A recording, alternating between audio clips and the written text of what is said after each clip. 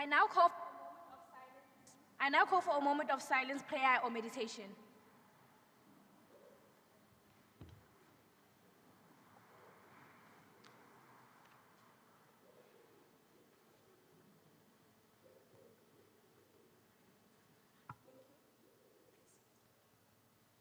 I would like to call for the declaration of the precinct by the Deputy Chairperson of the committees, Honorable Thulane Kunene. Thank you.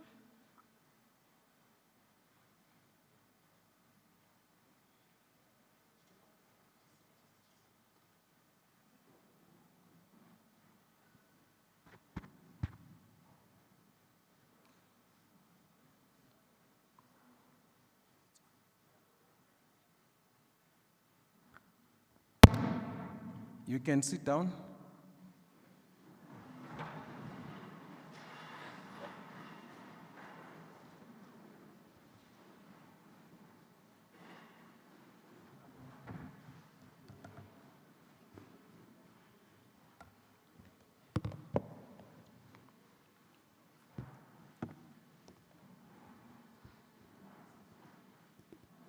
I, Thulane Kunene, as the Deputy Chairperson of Committees, hereby declares wrong conscript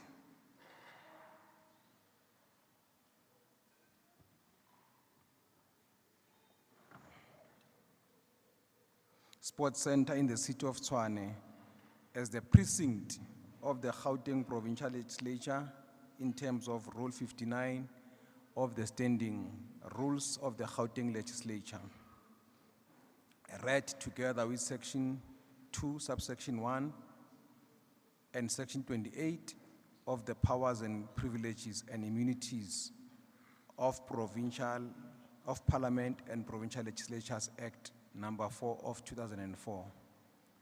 The precincts of provincial legislatures are described as follows.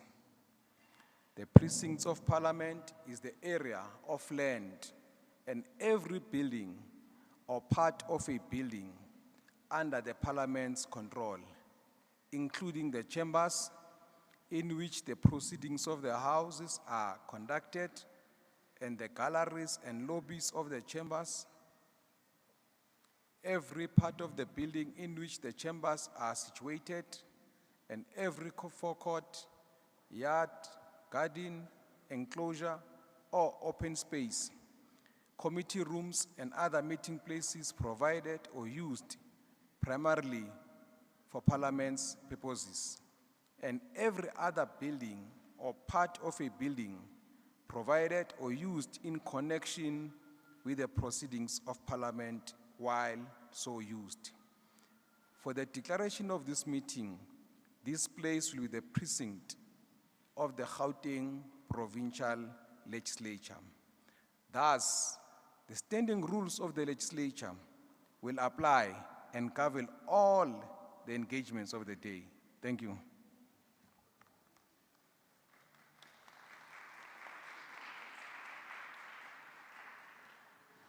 I now call on the House to stand and sing the national anthem.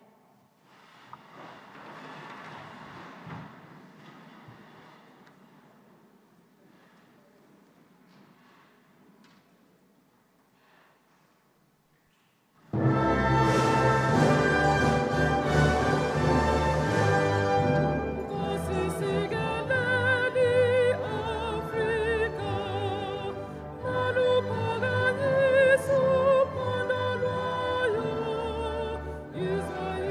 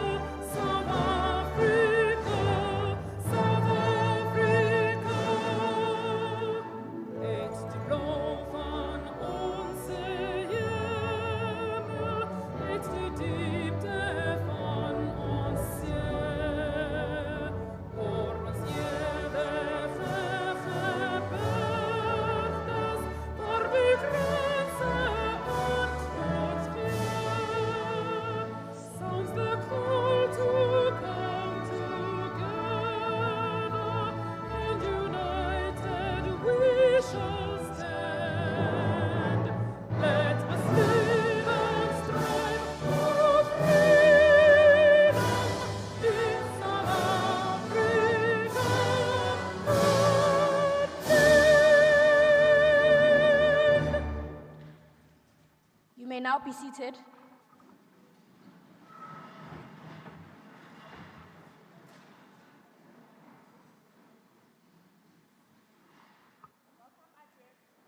Welcome address by the Speaker of City of Tshwane Metropolitan Municipality, Honorable Mncedi Mzwanana.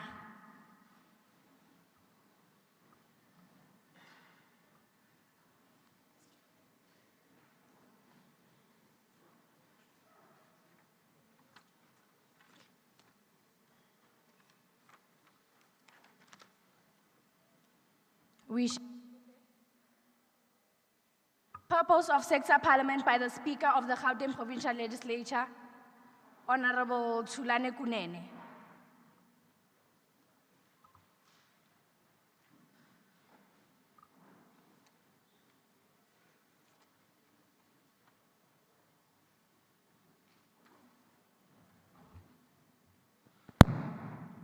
Good morning. Members of the Provincial Legislature, the MEC, senior management led by the Secretary of the Legislature, members of the Children's Parliament, honorable members of the Children's Parliament, and all learners who are here, and your educators and other officials from the department. The legislature of Gauteng, which is the parliament of the people of Gauteng,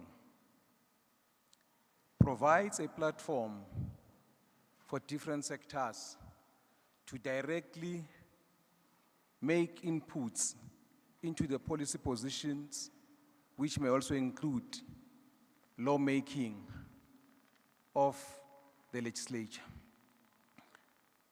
Because our role as a legislature is oversight, it's lawmaking, and it's to encourage public participation to make sure that the community and the people of Gauteng have got a direct say in the governing of this province. As the Parliament of Gauteng, which we call the provincial legislature, we approve the budget that is used by the provincial government. We approve the budget that is used by the Department of Education, Department of Health, the Department of Social Development, and all other departments under leadership of the Premier. Having approved that budget on a quarterly basis, we then hold these departments and the Premier accountable.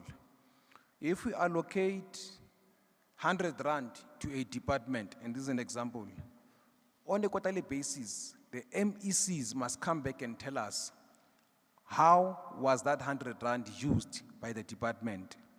Was it used in a manner that they presented to us when we approved the budget? If there are weaknesses, they need to tell us.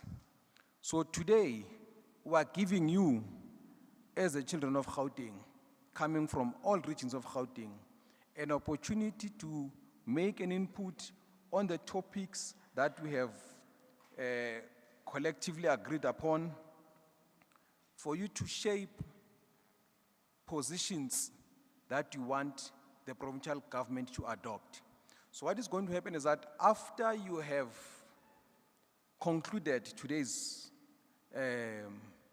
deliberations, they are going to be handed over to the chairperson of Social Development, Dr. Tlou Chokwe, who will then take those resolutions to the Portfolio Committee of Social Development and refer other issues that you may have resolved upon that may need other departments, other portfolio committees, whether it's economic development, whether it's health, or any other portfolio committee that the chairperson of the Portfolio Committee of Social Development may deem necessary. After that process, it will go through, the legislature will adopt. So we note that this year was supposed to be only a feedback session, which took place yesterday. And we noted the gaps. That's why we agreed that on the 5th of September, if I'm not mistaken. On the 5th of September, we're going to have our feedback session, because the feedback session that took place yesterday did not achieve its objective. We still have to get the responses that we did not get. So we know that on the 5th of September, which will be on a Saturday, we will come back, you will come back as the parliament, present, and will be presented with the responses that you were supposed to have received yesterday. Then today's responses, you'll obviously get them next year in the feedback session of 2027. So that's basically why we are here, and we hope that your deliberations are going to help us to take Gauteng forward. You are dealing with very serious and very important items that are hopefully going to help us take the interest of the youth of Gauteng, the children of Gauteng forward. With those few words, I want to wish you well and hope that deliberations help us as the legislature to move forward. Thank you. Thank you, Honorable Sulane Kunene, for the purpose of the sector parliament. I'd like to call for the address by the Gauteng Provincial Executive MEC of Social Development, Honorable Norman Tunkomo Ralihuku.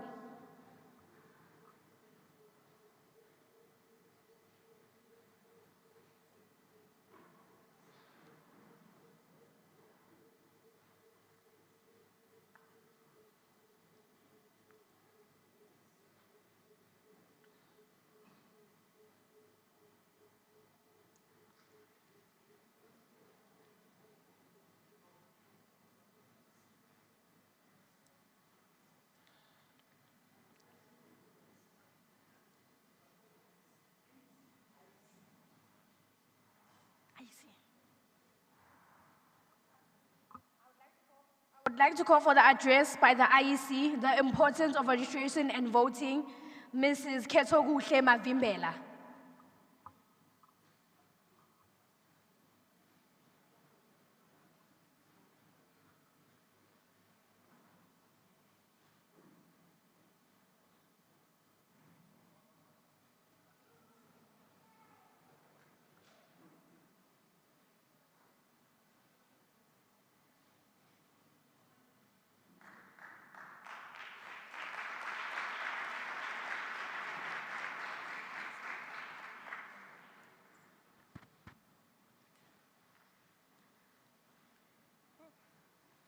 Okay. Good morning, everyone. I would like to greet all of our distinguished guests, our stakeholders, and all of our future leaders present here today.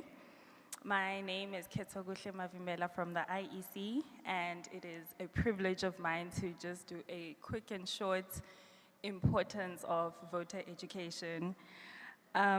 We are preparing for the upcoming we are preparing for the upcoming local government elections that will be happening on the 4th of November 2026. So anyone who is at the age of 16 and above is eligible to vote, but we can only vote when you turn 18. And we believe that it is very important that even though you guys have not reached the age of 18 yet, it is very important to be knowledgeable about the importance of voting and voter education, that we need to understand democracy and what it means for us. The knowledge we gain prepares us for our future, and that we become young and responsible South African citizens. So the local government elections are very different from the national or the provincial ones. As these ones, we are electing our own community leaders in our own municipalities that we know and trust. They are the people that are involved in our services of water and sanitation, electricity, parks and recreation, community development, and planning. The choices we make in local government elections directly influence the communities where we live and the schools that we go to on a regular. It is important that we know and understand why we have to participate. And it is important for us to know that your vote actually matters. Your knowledge and your participation in all of this really does matter. To register to vote, you can do so by availing yourself that on the 1st and the 2nd of August, we'll be having voter registrations. You can also do so by clicking, there's a link on the IEC website where you can register yourself to vote, or you can do so via WhatsApp. Or if you are here today and you would like to be awarded that opportunity, you can come and see us anytime. We will be there. So please participate. Tell your friends to tell a friend to tell a friend that it is very important as young people that we all participate in the democracy of South Africa. Thank you.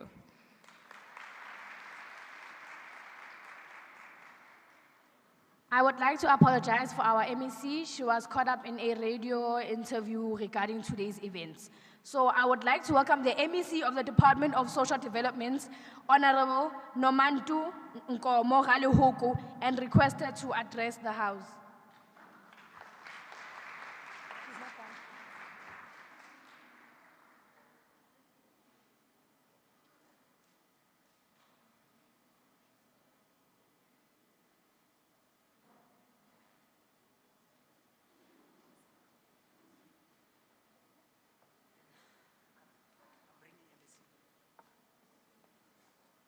We apologize for the delay. She will be here with us shortly.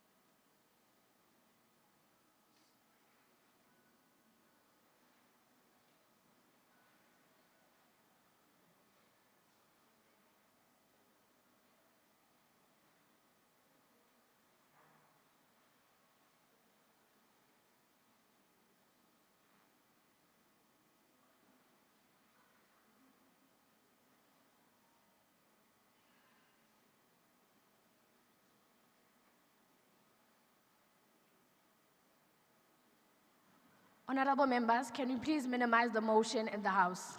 Thank you.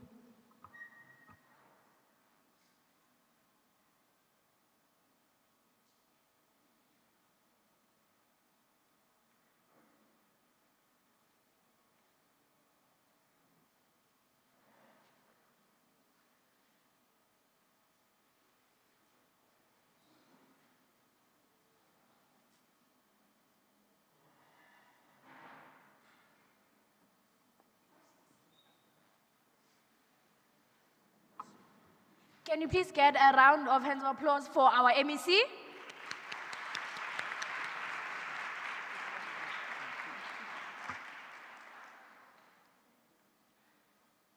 Thank you, Madam Speaker. Let me appreciate the opportunity that I've been given by yourselves to come and address you in this important parliament, that is our sector parliament. Honorable members of the provincial legislature, representatives from government departments, let me greet the leader of the legislature, who's our chairperson of committees, deputy chair of committees, the chairperson of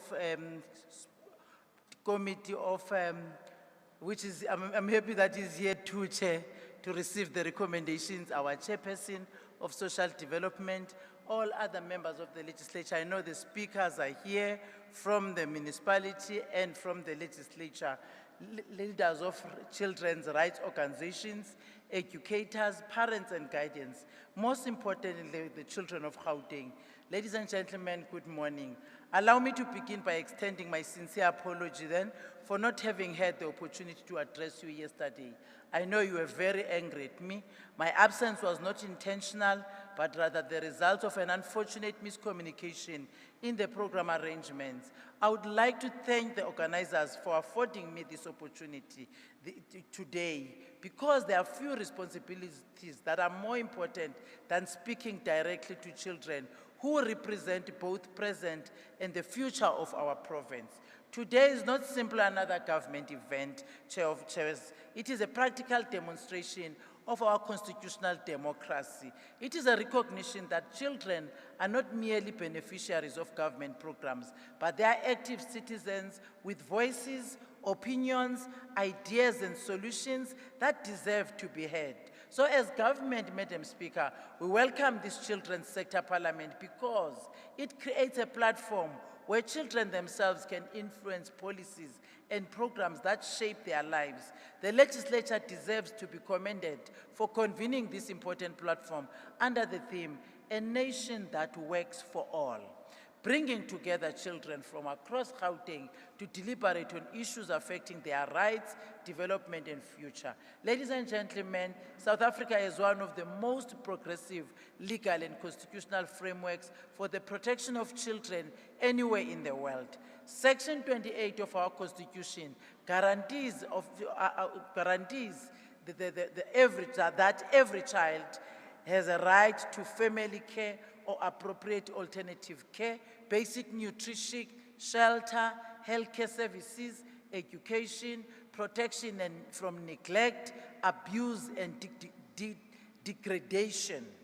These are not privileges, colleagues. They are rights that every child possesses simply because they are children. Our constitutional commitment is further strengthened through legislation such as the Children's Act, the Child Justice Act, the Sexual Offences Act, the Domestic Violence Act, and many other pieces of legislation that collectively place the best interest of the child at the center of every decision that government makes. These laws impose obligations upon all of us as parents, as community members, as schools, as faith-based organizations, as civil society, and as government, to ensure that children grow with environments that are safe, nurturing, and conducive to their full development. However, Madam Speaker, while our legal framework is strong, the lived reality of many children remains deeply concerning. Far too many children continue to experience poverty that deprives them of the opportunities. Too many still go to school hungry. Many continue to experience violence within their own homes and communities. Others are victims of sexual abuse, trafficking, neglect, cyberbullying, and exploitation. Substance abuse continues to destroy families and expose children to unimaginable dangers. Gambling addiction within households is increasingly affecting family stability and exposing children to financial insecurity. Mental health challenges among children and young people are becoming more prevalent than ever before. There are also children who continue to live in child-headed households because they have lost parents through illness and other social circumstances. Others find themselves homeless on the street, vulnerable to criminal syndicate and exploitation. Children living with disabilities continue again to face barriers to inclusion, while many children from low income and what has become known as missing middle households often struggle to access opportunities and adequate support. These challenges remind us then that protecting children cannot be the responsibility of government alone. It requires the active participation of society as a whole. So as the Department of Social Development, we continue to implement a wide range of interventions aimed at strengthening child protection and promoting children's well-being. Every day of our social workers intervene in cases of abuse and neglect. We provide statutory child protection services in partnership with non-profit organizations across Gauteng. We strengthen families through parenting programs because we understand that prevention is always better than intervention. We continue to fund children and youth care centers that provide safety and care to children who cannot remain with their biological families. We work closely with foster parents, adoptive parents, and kinship caregivers to ensure that every child grows up in a loving and protective environment. Chair, Last week, we were sending children to Kenya who went to play football, and they've come with bronze. And we're excited about that because those are the children, again, that were keeping them in our homes. And Chair, again, because I've seen the work and the chairperson of committee that you are doing in the province, of your personally visiting as deputy chair of committees, centers where we are keeping these children. Chair, continue doing that so that if there are mistakes that you pick up as the legislature, we're able to make sure that we immediately intervene and intervene in those programs. We really appreciate, and children appreciate to find visitors like yourselves unannounced so that you are able to pick up these things, and you will definitely address them, Chair. I want to promise you what you have done in the few months of going to every institution and make sure that you bring those recommendations to the department. We're able to implement those recommendations as a department. Even 2 days ago, what you have raised in the center in Heidelberg, I will be addressing it to ensure that it doesn't happen again, Chair.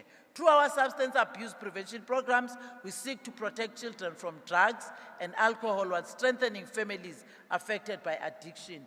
Through our early childhood development programs, we continue to invest in the first 1,000 days of child's life because science has repeatedly demonstrated that these years determine the future educational outcomes of a child in relation to health and productivity. So working together with SAPS, municipalities, education sector, the health sector, civil society organizations, we continue to strengthen child protection systems to ensure that children receive coordinated services whenever they are at risk. Madam Speaker, the discussions taking place today could not be more relevant than before. Issues affecting children from missing middle households, harmful impact of gambling on children and families, and a reflection on the history curriculum that are not abstract policy debates that you are coming up with. They are matters that affect everyday lives of these children of our country. Government has a responsibility then not only to listen to what you are discussing today, but also to respond to the concerns and proposals that will emerge from this sector parliament. To the children that gather here today, I want to say this: never believe that your age limits your ability to influence society. Every great leader was once a young person with a dream. Dr. Nelson Mandela once reminded us that there can be no keener revelation of societal soul than the way in which it treats its children. I close quote. Those words continue to challenge every one of us here today. You are not leaders of tomorrow only. You are leaders of today. Your voices matter.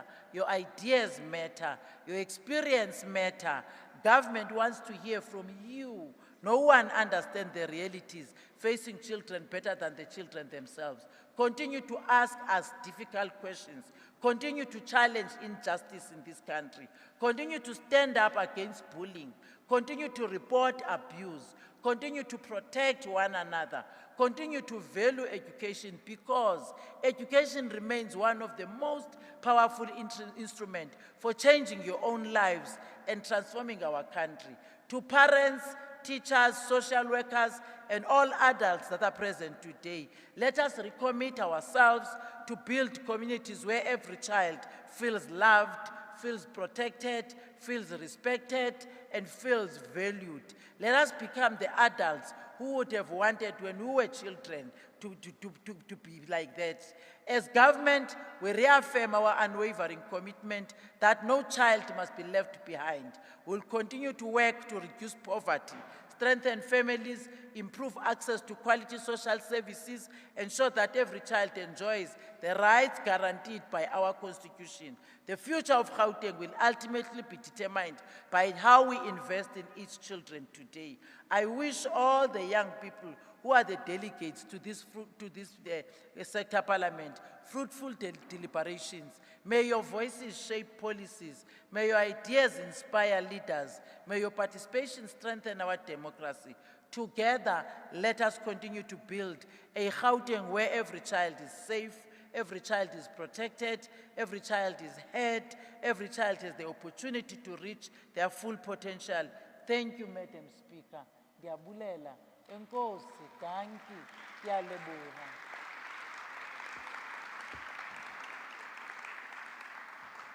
Thank you, Honorable Nomantung Omo Raluhuku, for your address. I would like to explain to the chairperson of the various commissions on how we will be dealing with the commission's report. I believe that during the discussion of commissions in the workshops, each commission agreed on resolutions and will be presented and tabled in this house today. I will ask the person designated to present the resolution of the commission and hand over the resolutions to the service officers after the debate, who will then hand them to the table staff seated in front of me. At the end of the debates, I will hand over all the commission's resolutions to the chairperson of the committee of the legislative so that they can be tabled at their meeting and forward to the executive for action. Will the secretary please read the first order? Honorable members, I greet you. My name is Honorable Ufenze Mudiba, and I am going to be reading the orders. Order 1. Analyzing the plight of children from the missing middle-class households. I now call on Honorable D. Matumbu, the chairperson of Commission 1, to present the commission's report. Thank you.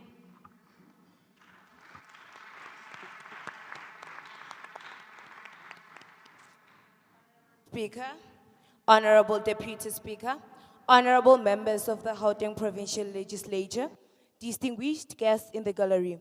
Our theme today is a nation that works for all. And I believe that a nation cannot stand if you break its backbone. With that being said, all protocols observed. I am Honorable Matumbu Devotion, the chairperson of Commission 1. As explicitly directed by our Commission's mandate and the legal framework guiding our proceedings, my presentation today will focus purely on a comprehensive overview of our topic, analyzing the plight of children from missing middle-class homes in Gauteng.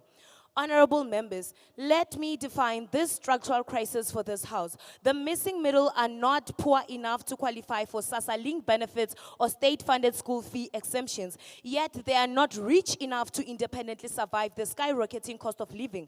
They are the children of our public servants. When I speak of public servants, I mean our nurses, our teachers, our police officers, and our small business owners. They are too rich for state aid, yet far too poor to actually survive. This is not simple poverty. This is economic purgatory. And this is why this specific topic matters to all of us. Broken down into 5 undeniable truths. Firstly, the economic argument. Gauteng's economy runs on the working class. Teachers produce the next doctors. Nurses raise next engineers. Police officers raise the next lawyers. When we price their children out of basic education and nutrition, we are actively defunding our own future workforce and tax base. There is a distinction learner sitting at home today because a household income of 350,001 rand annually disqualifies them from help, is a lost professional, entrepreneur, and a taxpayer of tomorrow. That is not saving state money. That is losing provincial wealth. Secondly, the constitutional argument. Section 28, subsection 2 of our Constitution detects that the best interests of the child are of paramount in every matter concerning them. Section 28, subsection 1C explicitly guarantees every child the right to basic nutrition, while Section 29, subsection 1 guarantees the right to basic and further education. But our current policy models applies this selectively.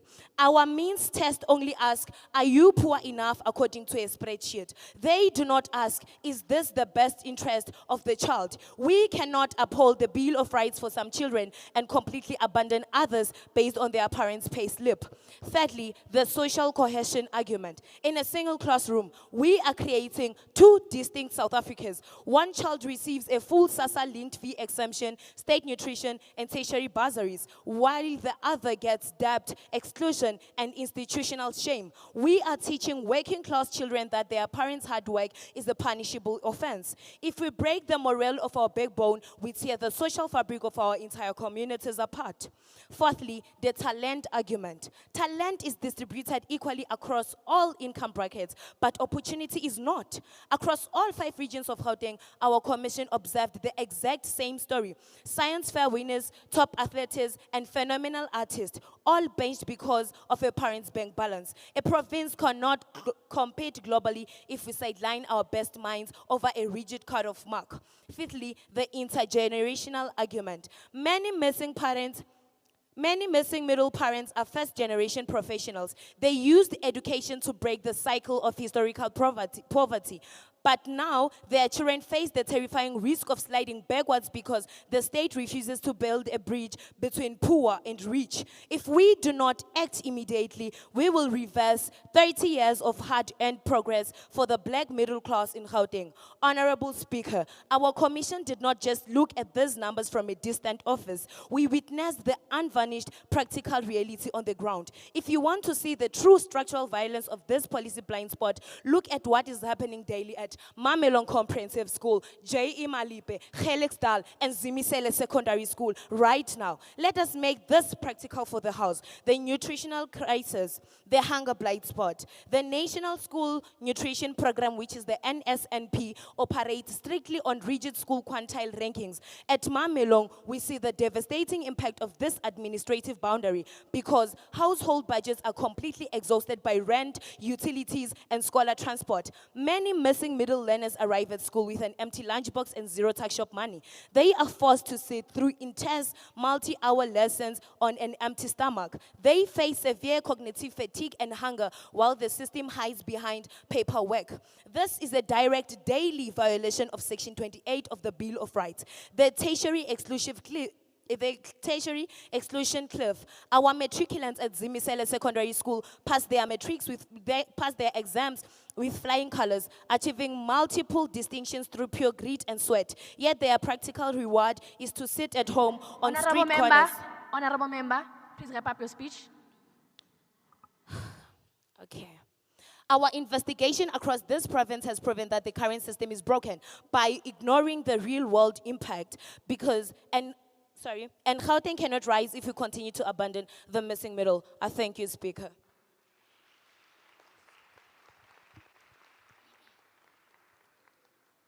I would like to call on to Honorable N. Nyambi.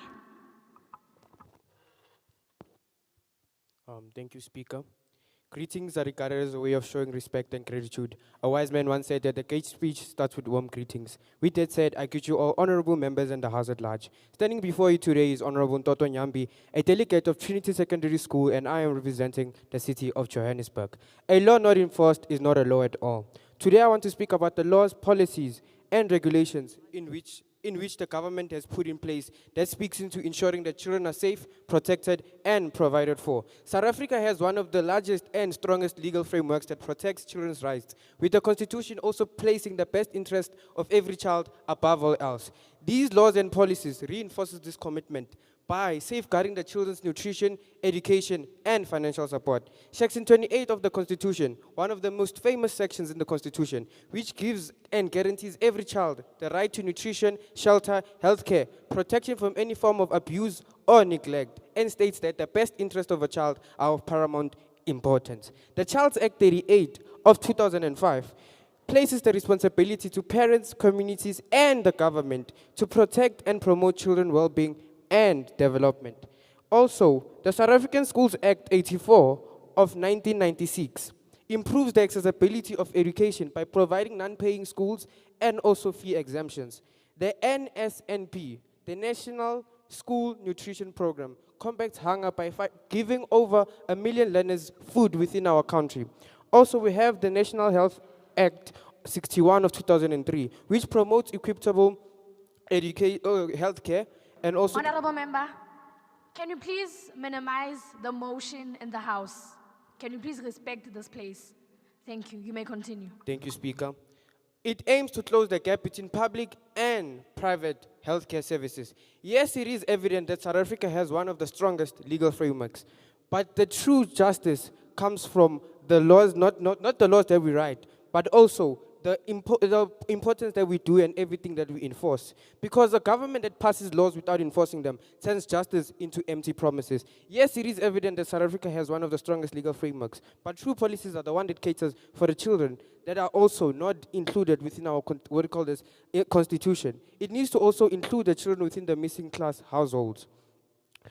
As Honorable Offense Musilmane will indicate and demonstrate how the problem does not come from the absence of laws, but how selectively their benefits are being experienced. I like the analogy in which the Commission used, that middle missing class households might often be discussed as what you call this middle, or rather middle children, because they are often neglected and expected to meet the, what you call this. Honorable member, please wrap up. Thank you, Speaker. With that said, I'd like to say and leave this quote with the whole House, right? It states that a true government is not the one that passes laws only, but it's the one that enforces it. Because if it does not enforce them, it turns justice into empty promises. With that said, thank you, Speaker.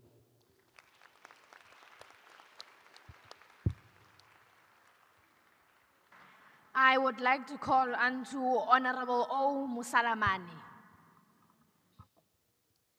Greetings to the House at large and honorable members. I am Honorable Offense Musalamane, and I'm here to raise how the policy and the regulations, how the policy and the laws are not accommodating the middle class. Section 28 says, the Constitution guarantees every children has the right to basic education, basic nutrition, shelter, and basic social services.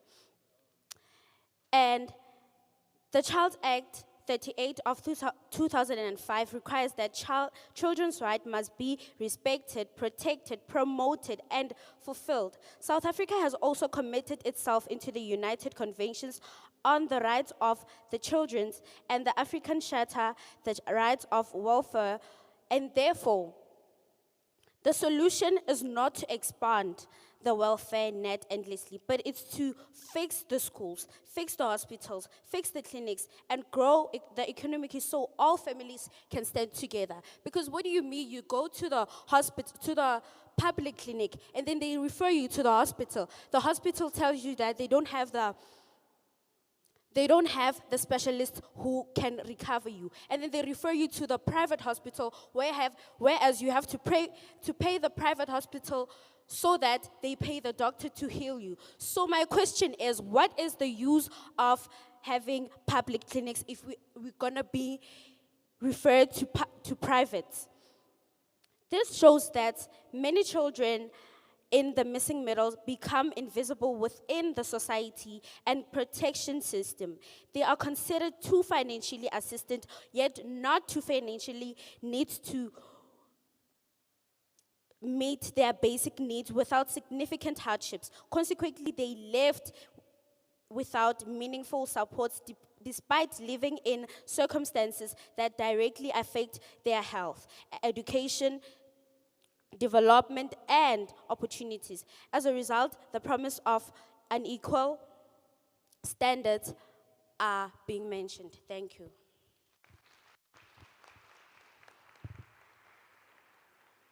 I would like to call on Honorable L. Mabena.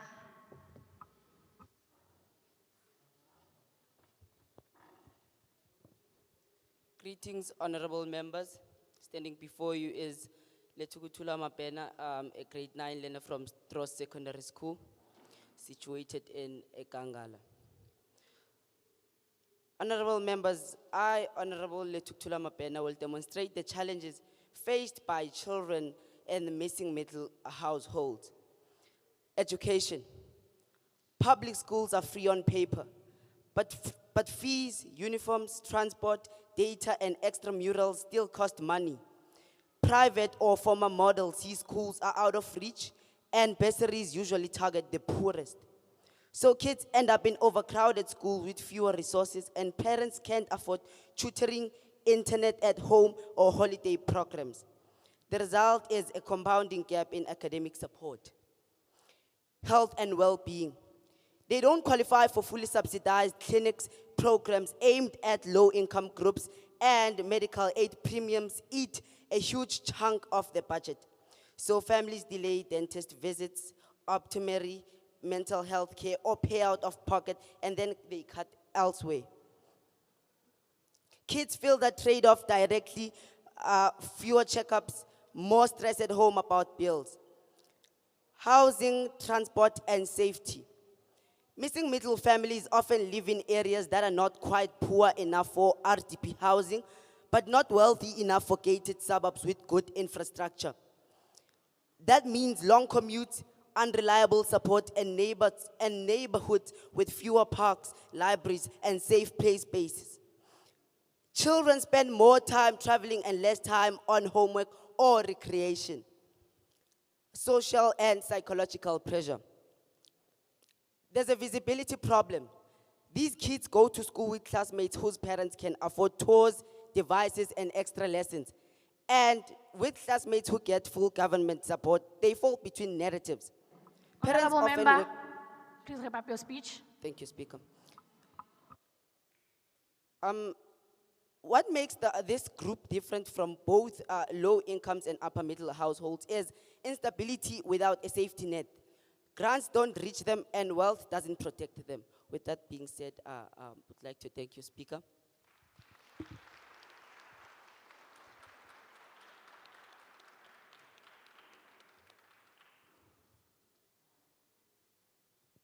Honorable member, you are recognized. I'd like to call Antu.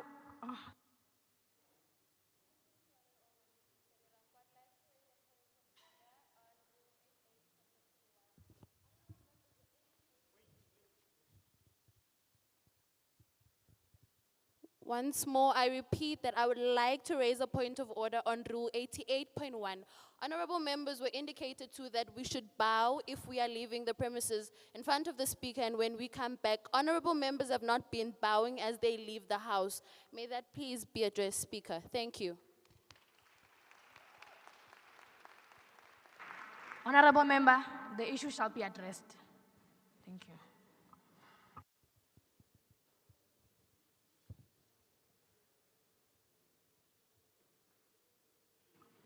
I would like to call Antu Honorable P. Likula. Thank you.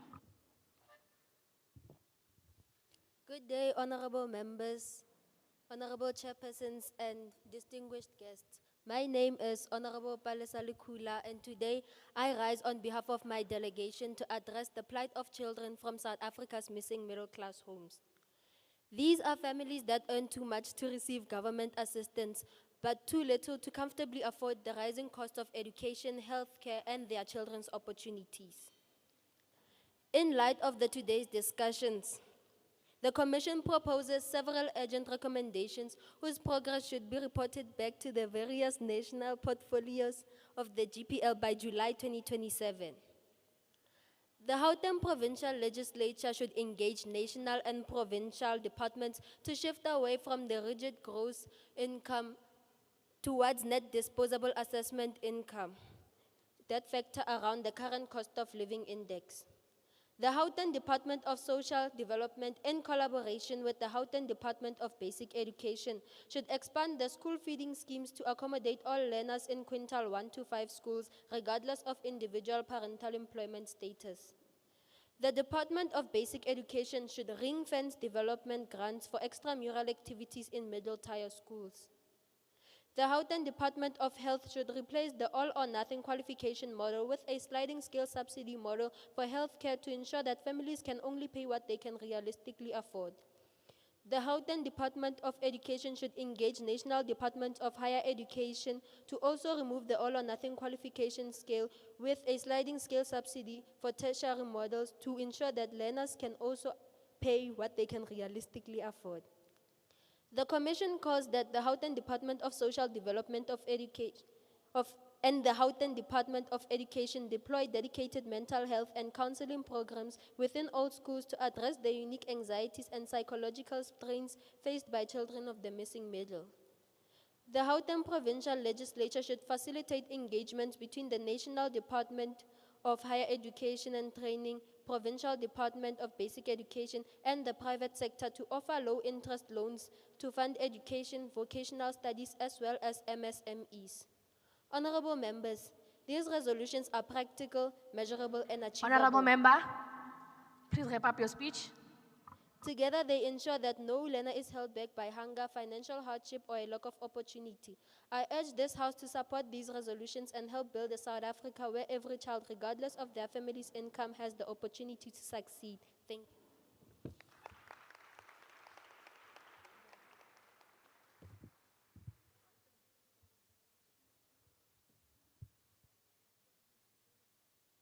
I will now call for open time and only 4 participants to speak to the debate.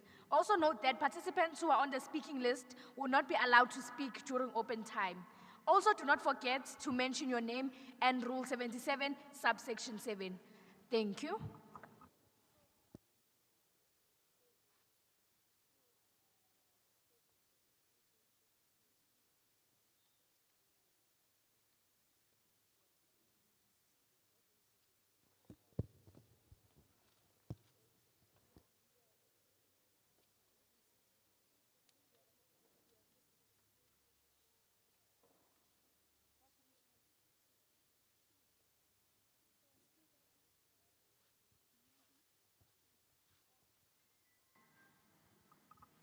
Honorable members, if you know that you are not assigned to the table in front, may you please move back and go join the audience. If you know that you are not part of the table in front, please move back and join the audience. Thank you.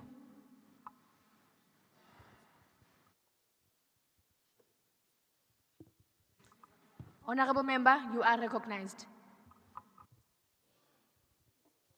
A very wonderful morning to you, honorable members. My name is Honorable Tiamo Masego, and I'm here to ask the question to the chairperson of the commission. Number 1, what specific policy interventions do you recommend for missing middle children in basic education? What is the cost of government versus the cost if we intervene now? Thank you.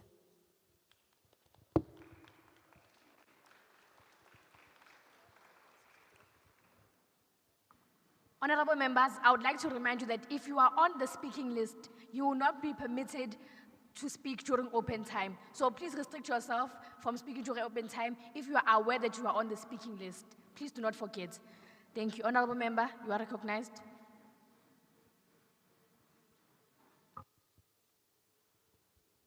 Greetings, honorable members. I rise on Rule 77, subsection 5. I have a question in terms of the argument that was placed. Chairperson, you are indicating that we fight for equality and in economic financial status. I feel this completely demolishes the economic hierarchy, and now, so should we completely demolish the societal and economical status of the country for families who are able to meet their own basic needs and completely compromise those who are unable to do the same? I thank you.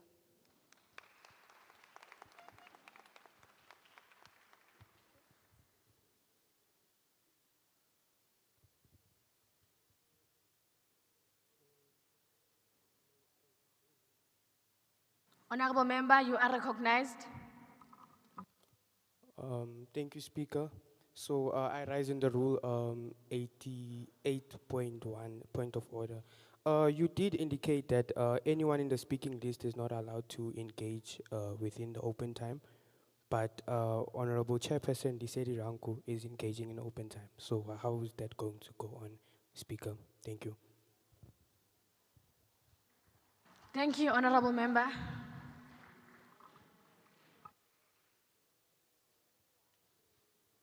Honorable member, you are recognized. Thank you, Madam Speaker.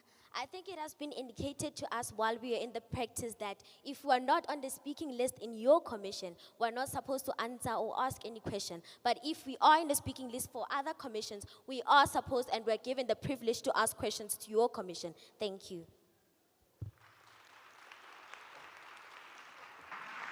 Thank you, honorable member. Are there any more participants for open time?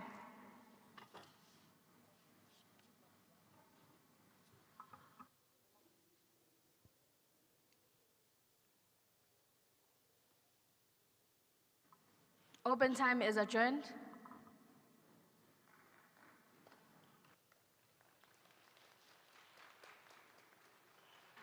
Honorable Member Dimatumbu, please reply to the debate and move for the adoption of the Commission's report. Thank you. Thank you, Madam Speaker. I think it has been indicated to us while we are in the practice that if we are not on the speaking list in your commission, we are not supposed and we are given the privilege to ask questions to your commission. Thank you. Thank you, honorable member. Our view as a commission is this. Gauteng is at a tipping point. We are asking the working class to carry this province on their backs, and then we are telling their children there is no room for them at the table. In our investigations, we met distinction learners who cannot register for higher education. We met proud parents forced to choose between debt and dignity. We met school principals, social workers, and nurses who all say the exact same thing. The system is simply not built for the people in the middle. Honorable members, that is not gap in policy, that is gap in imagination. The definitive view of this commission is that we must stop measuring children by their parents' gross income and start measuring government by whether every single child eats, learns, heals, and dreams. We must measure it by whether they can play sports, receive mental health counseling, and go to college without breaking their parents' financial back. We must look at whether our system are building bridges or building walls. We cannot legislate for only the poorest and only the richest and expect this province to hold together. The backbone of our workforce must be held up. That is why Commission 1 brings back a concrete set of smart resolutions to this house today. They are practical, they are cost conscious, and they are strictly time bound. They shift our provincial framework from all or nothing cliff to what is fair. They move us away from rigid administrative threshold and adapt to the real cost of living. They put food, mental health, sport, and further study back on the table for the missing middle. And crucially, they demand that we partner with national government and the private Honorable sector. member, please wrap up your speech. Honorable members, your questions are responded in our commission's report that will be submitted. In the interest of time, I, Honorable Devotion Matumbu, the chairperson of Commission of the Plight, on the plight of children from missing middle-class homes, hereby move for the adoption of this report, of this commission's report with the resolutions contained in terms of Rule 168 read with Rule 117, taking into account all contributions made on the floor of this House. I thank you, Speaker.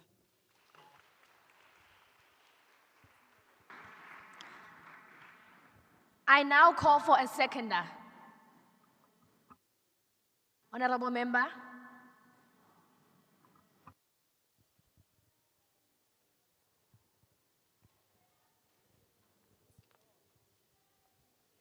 Greetings to the House at large. Speaking is Honorable Leano Matlebahane, and I second the report that has been presented. Thank you.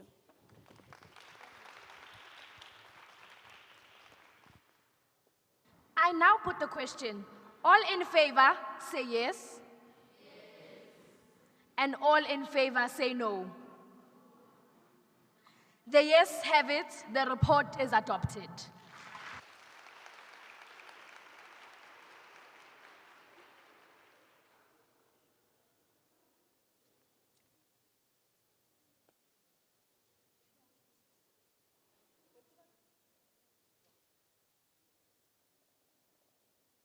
Kindly hand the resolution of the debate on analyzing the plight of children from the missing middle-class homes.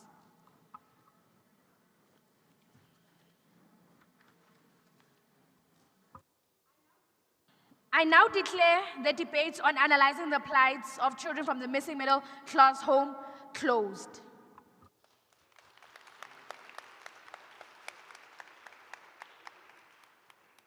Will the secretary please read the second order?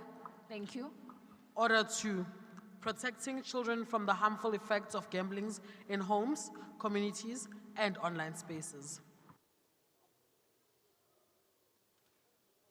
I now call on Honorable Member El Ranku, the chairperson of Commission, to present their commission's report. Thank you.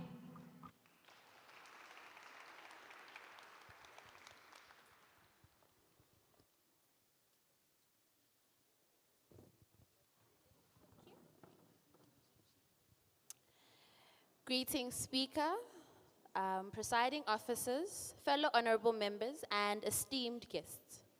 We as Commission 2 have gathered a report, have done analysis, and have completely detached from the topic, but also sensitized the topic. We put our topic under... Honorable member, excuse me. Can there please be order in the House? Can the House please be respected?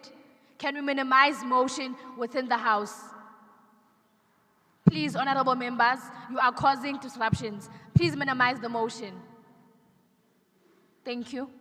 we have put our topic, which is protecting children from the harmful effects of gambling in homes, communities, and online spaces, in under 4 topics. We've put them under financial instability, emotional distress, parental neglect, exposure to crime, and financial future debts.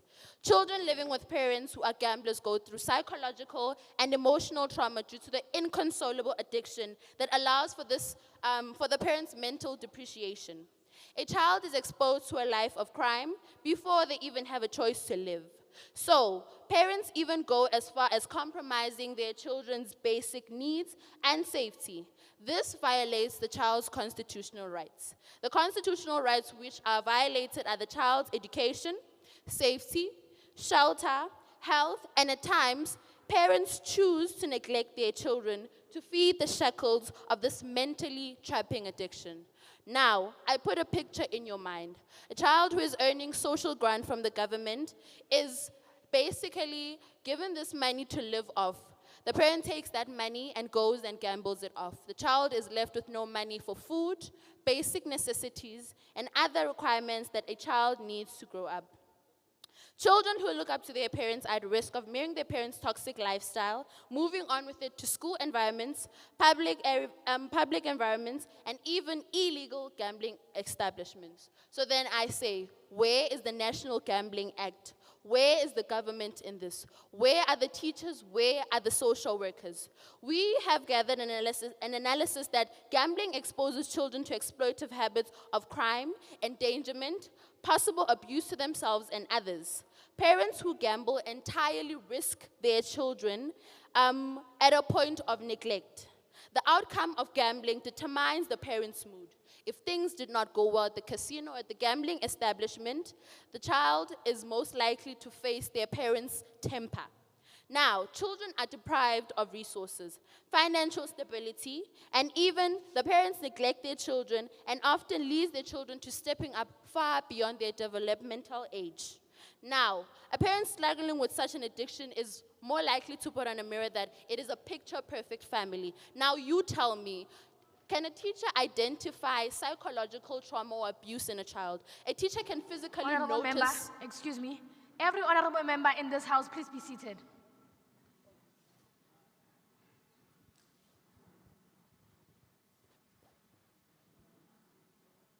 Thank you, Speaker.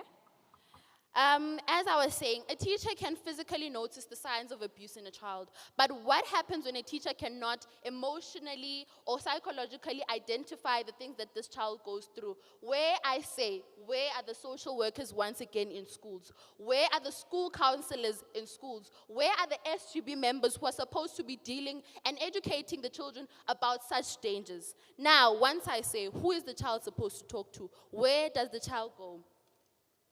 A teacher is more likely to physically spot the signs of abuse of a parent who has emptied out the family. Excuse me.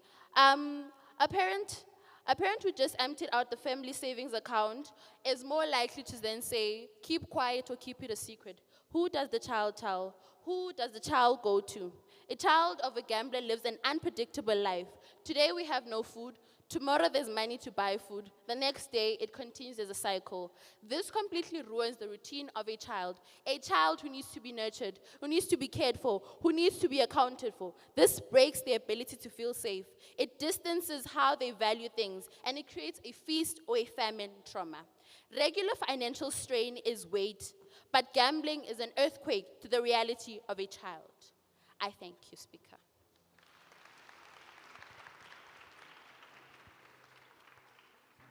I would like to call Honorable T. Maseko.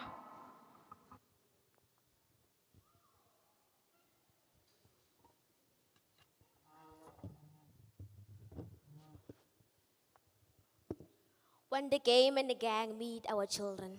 Honorable members, once again, my name is Honorable T. Maseko, the first speaker of Commission number 2, under the topic that was given to us, gambling and gangsterism and its harmful effects on children, under the proposed theme that was given to us, a nation that works for all. Honorable members, members of the legislature, Madam Speaker, and young delegates, I stand before you today not just as a learner, but I stand before you today as a speaker.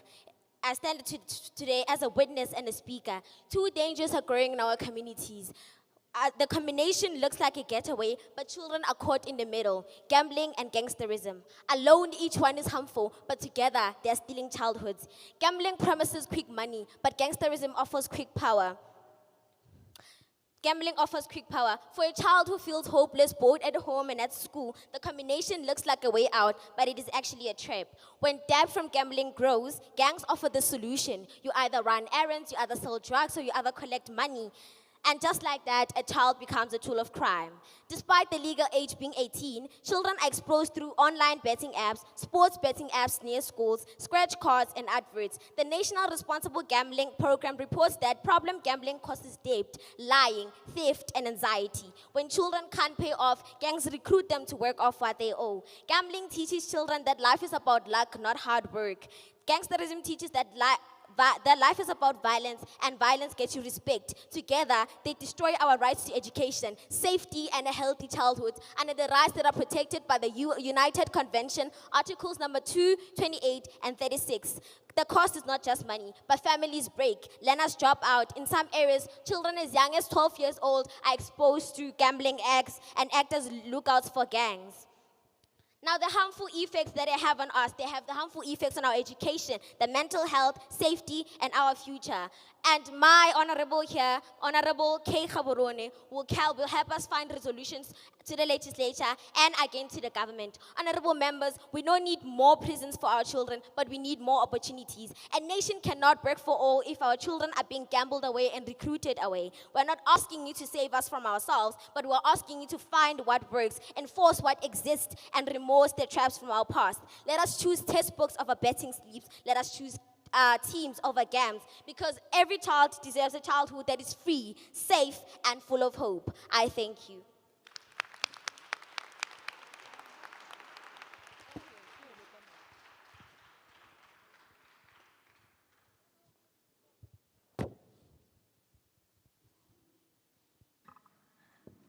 To the House at large, I would like to apologize for the delay of our Speaker of Tshwane. Can you please welcome the Speaker of Tshwane for the address of the Tshwane Metropolitan Municipality, Dinzwanana. Can you please give him a round of applause?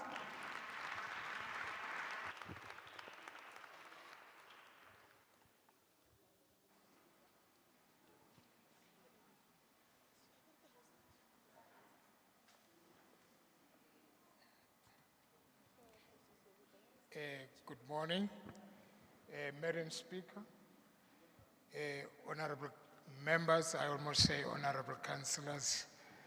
I like to take this opportunity and thank the Speaker for giving me time to speak to you and pass the message that is coming from the Office of the Speaker or from myself or from the city of Tshwane. My name is Mncedi Nzwanana, and I'm the Speaker of Council in Tshwane. I'm glad to be here, and I'm happy to address you. I was supposed to speak to you at the beginning of this session to welcome you in the city, knowing that the Speaker and his office is in full support of the programs that you are doing to develop our young people. Members of the Council, it is a great pleasure to welcome you to the city of Tshwane. I'd like to begin by expressing my sincere appreciation to the Gauteng Provincial Legislature for convening this important children sector parliament. This initiative not only educates our children about the democracy and the legislative process, but also empowers them to become active participants in shaping the future of our country. To all the young people gathered here today, this parliament belongs to you. It has been created to provide you with a platform to discuss the issues that affect your lives, share your ideas and your aspirations, and learn that your voices matters. It is through platforms such as these that we nurture a generation of informed, confident, and responsible citizens. Our Constitution, one of the most progressive in the world, guarantees fundamental rights to everyone, including children. Section 28 of the Bill of Rights specifically protects the rights of every child and places all your best interests at the center of every decision concerning you. Your presence here today is evident that the Gauteng Provincial Legislature, together with your teachers, your other stakeholders, recognize the respect these constitutional principles. However, while it is important to know rights, it is equally important to understand that the rights are accompanied by responsibilities. One of your greatest responsibility is to become an active citizen who takes an interest in the issue that shape your communities and your future. Active citizenship should never be determined by age. It begins now. It begins with asking questions, participating respectively, listening to others, and contributing positively wherever you find yourselves. Madam Speaker, I am particularly pleased that this Children's Sector Parliament is taking place as we continue commemorate the 5th anniversary of the 1976 Soweto Uprising. The young people of 1976 demonstrated extraordinary courage to determination. They refused to allow their age to prevent them from standing up for justice and equality. One such young leader was Seth Mazibuko, who was only 16 years old when he helped organize the historical student march. He later became one of the youngest activists to be imprisoned on Robben Islands. His story reminds us that young people have always possessed by the power to influence history. Today, your generation faces different challenges. Many of you confronted by mental illness struggles, bullying, peer pressure, substance abuse, cyberbullying, and unequal access to education and economic opportunities, particularly for those from the so-called missing middle families. Unlike previous generations, your responsibility is not to confront these challenges through conflict, but through meaningful dialogue, innovations, collaboration, and democratic participation. Platforms such as today's Children's Sectors Parliament allow you to engage constructive debate respectively and propose practical solutions to the challenges facing young people. I therefore encourage each and every one of you to make the most of this opportunity, participate fully, speak with confidence, listen with respect, and appreciate that democracy flourishes when deserved opinions are expressed and considered. You may not always agree with one another, but true democracy requires us to respect different views while working together towards common solutions. I hope that today's discussions will inspire each of you to become active citizens who are committed to build stronger communities and a better South Africa. May this experience ignite with you a lifelong passion for leadership, serve, and responsibility citizenship. Allow me once again to commend the Gauteng Provincial Legislature for ensuring that this important educational program reaches every corner of our province. Your commitment to inclusivity, demonstrate that every child matters and that no young person should be left behind in opportunities to learn about democracy and governance. I wish you fruitful deliberation and successful children's sector parliament. I thank you so much.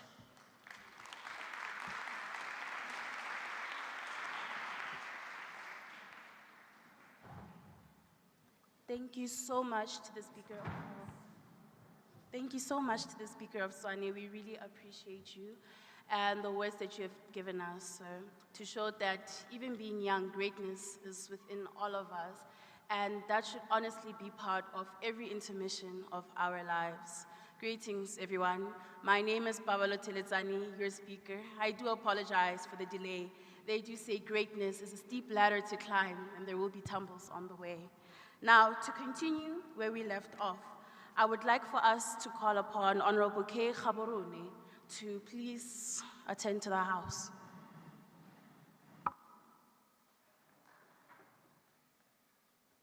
Dumelang, Molweni, Sanbonani, Absheni, Khwedag.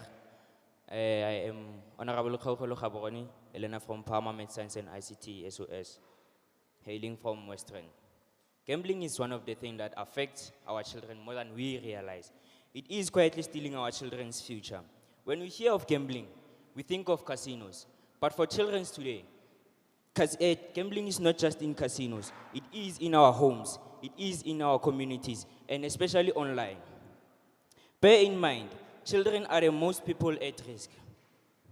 So what is the impact? A child who is exposed to gambling loses focus. Money meant for school transport, money meant for lunch, goes to gambling. Time meant for homework goes to watching games and checking odds.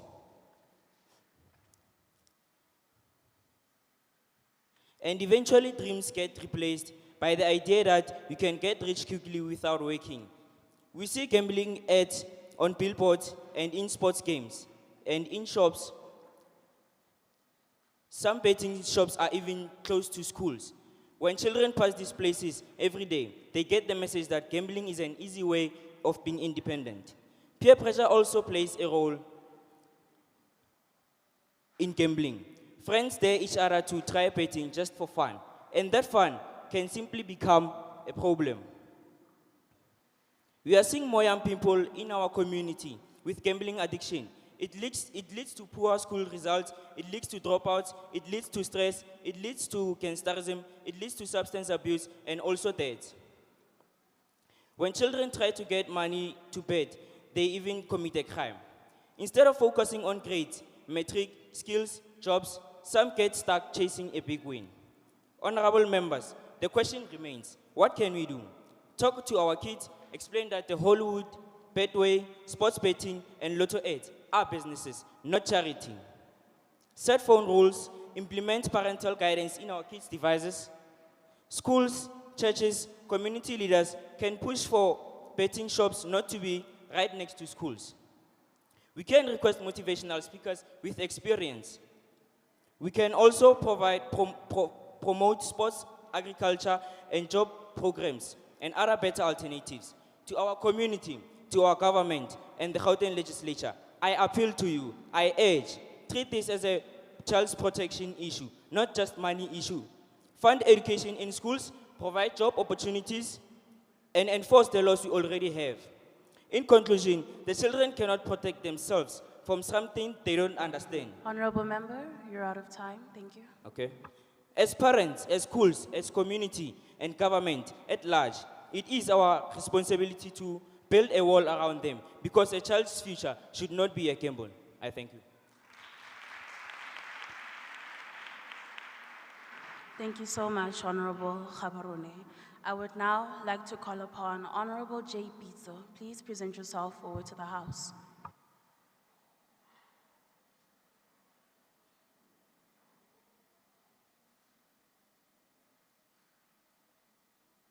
Hello? Okay. Revolutionary greetings to the House at large. I, Honorable Joy Pitso, take the honors to address the House. In Gauteng, where poverty, gangsterism, and online betting opportunities meet, we must therefore ponder, how do we protect children before gambling usurps their imagination? This is a burn out of the fact that imagination remains essential to aspire for better, particularly amongst children. The Constitution already gives us the duty. Now we need the action. Gambling clearly has an adverse impact on a child's education, mental health, and future opportunities. For instance, it's evident that in South Africa, the odds of winning the national lottery jackpot are 1 in 20,358,520. Honorable members, this entails that the probability of winning 10,000 rand is less than 1 in 100,000. In sports betting, the House builds in a 10 to 15% margin. Over time, the House always wins. The WHO estimates that 0.2 to 0.9% of adolescents globally already show signs that are linked with gambling. Our own National Gambling Response program found that 40% of the people calling for help in 2022 were 18 to 24 years old, and most of them started before they turned 18. So the question is, if the math says you will lose and it is not guaranteed, what is the point of participating? You are not investing. Honorable member, may you please wait? I'd like to address the hand at the back. Yes?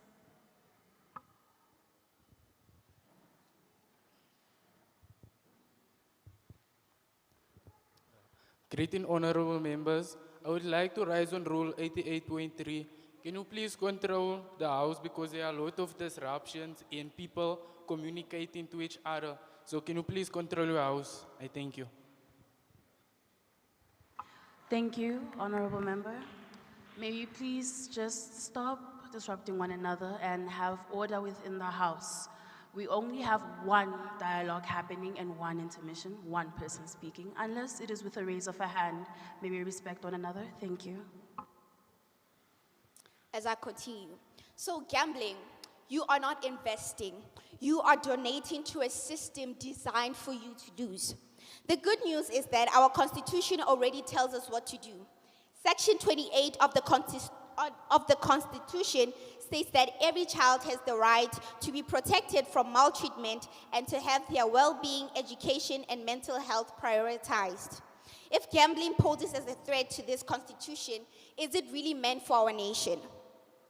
Section 27 says the state must take reasonable steps to provide social security so people don't become desperate, as it has been shown that most people opt for gambling for desperation measures. The Children's Act and National Gambling Act already ban children from gambling, but burning is not enough. If we take away the slot machines, we must give the children a playground. We, as a commission, propose a Gauteng Youth Development and Protection Centers Act. One safe center in every district. Honorable member, wrap it up. You're out of time. I thank you.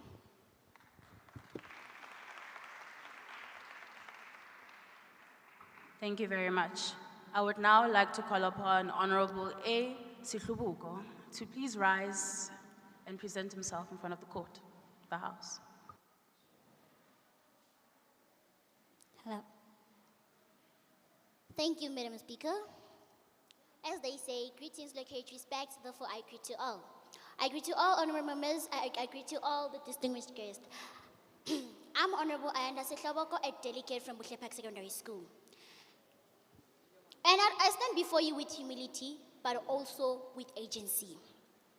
Not just as a young voice, but as a child of this nation, a child who has seen too much too soon. A child who believes that not every home is whole. We speak of a nation that works for all, but tell me, does it work for a child who goes to bed hungry at night?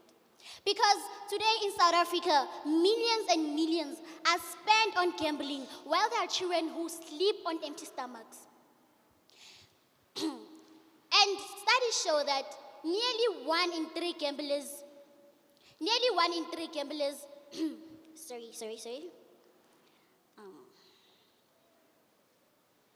And studies show that nearly 1 in 3 gamblers struggle with harmful behavior.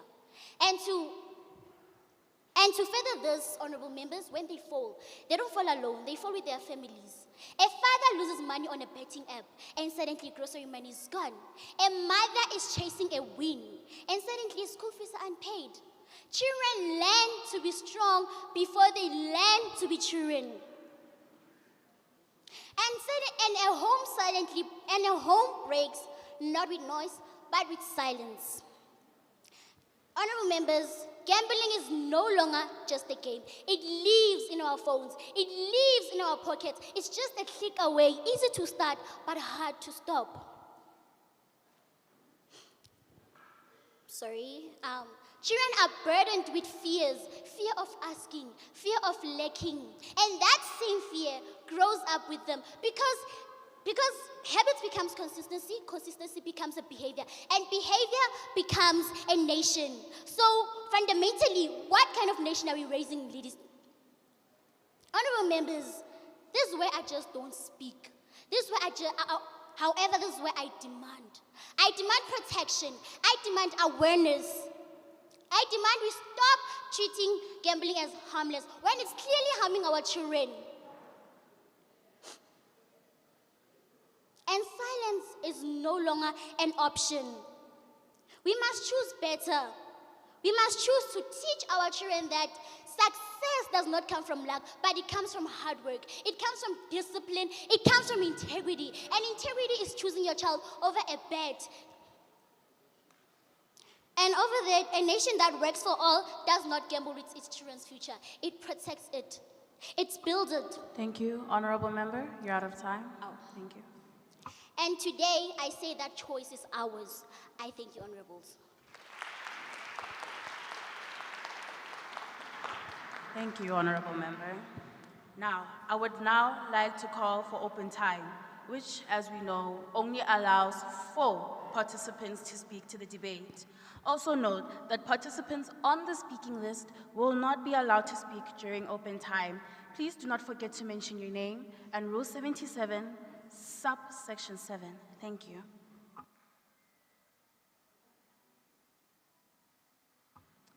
Honorable member, I would like to start with you. Yes, you.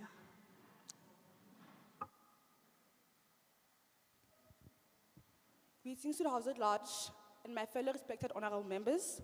I go by the name of Honorable Umpile Funeka from Pahama MSICT School of Specialization. We tend to forget to ask ourselves one question. Why do people choose to live a life of gambling? Despite all the possible negative outcomes that the Commission has presented to us, we must also be empathetic enough and bear in mind that most people make a living out of gambling. Most people from Ikasi, who we like to call the hustlers. So I would like for this commission to not be one-sided, but to actually look at things in different perspectives to get the actual narrative of this report. I thank you. Thank you, honorable member. Yes, you may please have the podium. Please give her the podium. Greetings to the House at Large. Standing before you is Honorable Andronica Motau, representing the region of Tshwane West. I'm standing up in terms of Rule 77, subsection 7. Commission 3, children of today are aware of the harmful effects of gambling and crime as they are taught at school during lessons of subjects such as life orientation. With that being said, is it the elders' fault or the learner's fault that children of today normalize gambling and crime? I thank you.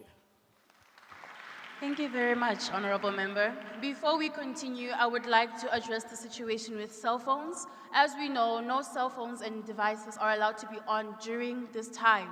You had time to write down your speeches on paper. Cell phone use will not be accepted within the House. Thank you. Honorable member, yes, you. No, the lady at the back with the blue blazer. Yes, please. You may speak. The back. Thank you. Honorable members, fellow delegates, and the House at large, I greet you all. I'm Honorable Rele William Kalipi. Commission, I hear that you're talking about the effect of gambling and how they lead a child to gangsterism. But my question to you is, what do you urge the GPL to actually do about that matter? What resolutions are you bringing to the table that we would like for you to do this and this and this because we demand this change in our communities? I thank you. Thank you very much, Honorable Member. I would now like to give the podium to Honorable Member over there with the white and blue jersey. Thank you very much. Greetings, honorable members. I'm Honorable Miranda. My question is, what can parents do to prevent their children from gambling? I thank you.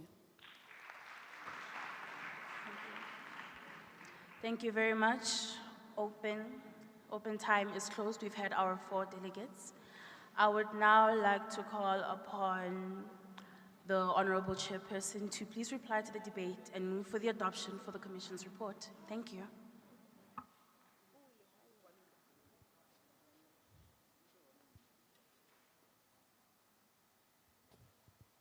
Greetings once more, honorable members. Firstly, I'd like to answer all questions that were given. As honorable member had said that our commission looked at an analysis that is one-sided. Now you tell me, what are the benefits that give us indication that gambling is good? Are you willing to sacrifice or gamble away the life of a child just because it provides to the economy, just because the LO teacher does not teach it? There are awareness programs that can be set in schools that can allow learners and the teachers, learners, and parents to be aware of the dangers and as well as the contrast of gambling. We get that gambling allows for economic growth, but should we also focus only on the growth and gamble away the lives of the youth? The second question was that, is it the learner's fault or is it the teacher's fault? I feel that it is the gambling establishment's fault because, one, there is a National Gambling Act that only allows that gambling should be advertised in certain areas. We now see gambling advertised after sports ads, after sporting games in school, around school areas, around universities and communities whereby children are exposed to such. Now I say the fault is with the gambling establishments. And honorable member asked the question that, is it the parents or what can parents do to teach their children or make them aware about gambling? I feel that parents can also be aware themselves before giving the platform to their children to learn. I feel that parents should also sit down with their children, tell their children the dangers of what gambling can bring, because it is not a hustle, it is a one-time opportunity. We need to look at the ratio of 1 in 1,000 or 1 billion people who have won lotto. How many people can you say that have won today? It is a risky ratio, if I do say so. And to close off, we would like to see the following resolutions in the next 8 months from the fellow, from the previous commissions. We would like to see biometric verifications if an adult would like to gamble. We would like to see, we would like to allow. Please wrap up your speech. Yes. Your time is up. Okay. Can I just move on to the adoption and the report will be submitted? I, Honorable Rangu, Chairperson of Commission, under the topic of protecting children from harmful effects of gambling in homes, communities, and online spaces, move for a commission report in terms of Rule 168 along with Rule 117, taking into account all contributions made. I thank you. Thank you very much, Honorable Chairperson El Rangu. I would now like to call upon a seconder. Honorable member? Yes, you. Yes.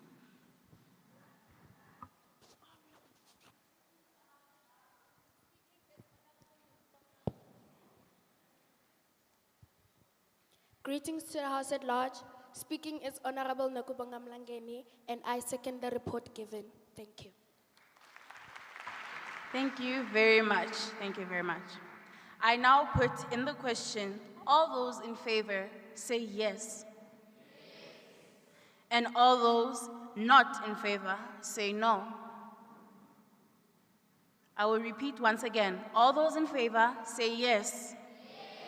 All those not in favor, say no. Well, I would like to say the yes have it. The report is adopted. Thank you. I would like for you to kindly hand the resolutions to the Commission on the debate on the gambling and gangsterism, its harmful effects on children. And I now declare the debate on the gambling and gangsterism and its harmful effect on children closed. Thank you.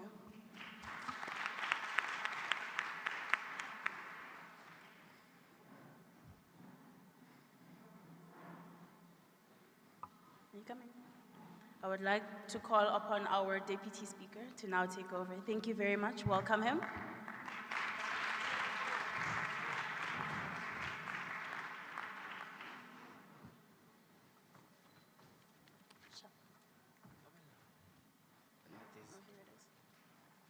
What about the names though? I don't have the names. What do you mean you don't have the names? Here it is.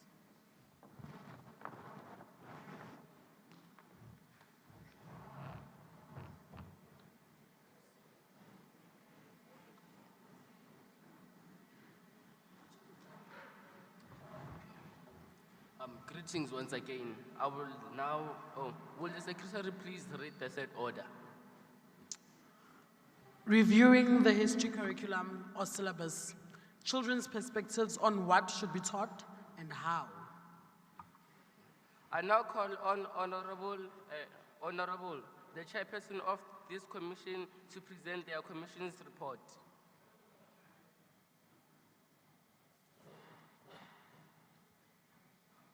You are recognized.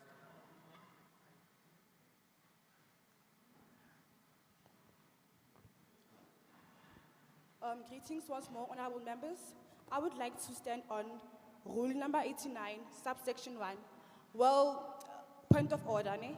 Well, the speaker has clearly stated that we must not use our phones, yet the table assistant there is visibly using her phone. Is that even fair? Can you please control her, speaker? Thank you. Okay, you.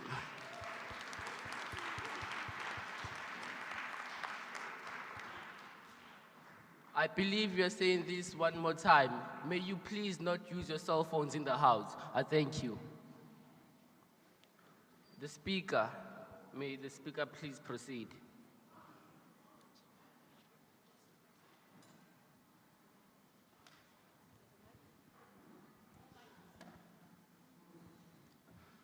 Greetings to the House at large. My name is Fortunate Sonkosi, Chairperson on Commission on Reviewing the History Curriculum or Syllabus from a Child's Perspective. The Commission defined history to incorporate the study of humanity, its struggles, and events of the past. In addition, referring to history as knowledge that was kept and handed down to future generations by our forefathers. The Commission raised patent questions in relation to studying history as a subject. Excuse me, Speaker.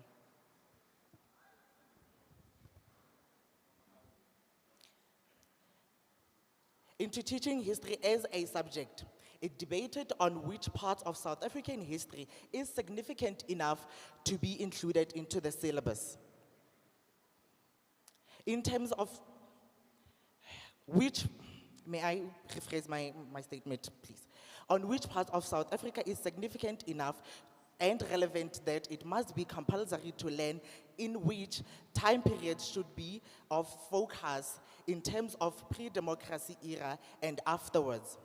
The Commission was also concerned that a lot of South Africa's history is verbal, therefore calling for a lead to translate this history into written format.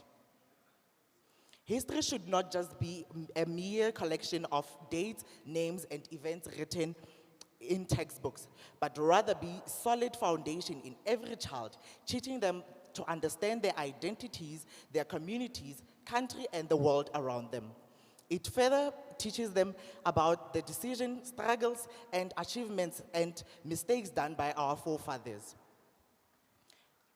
During the discussion, the Commission engaged in critical debates as to where history still remains necessary in this rapidly evolving world in terms of future career choices. Some argued that history is only relevant for those who aspire to be in careers such as archaeology, political science, international relations, and related fields. However, the Commission came to recognize that every field of study has a history behind it. Science, technology, arts, and other disciplines have developed through ideas, discoveries, philosophies, and experiences from democracy. No, sorry. Arts and every other discipline have developed through ideas, discoveries, philosophies, and experience from the past. Understanding history allows the learners to appreciate democracy around them.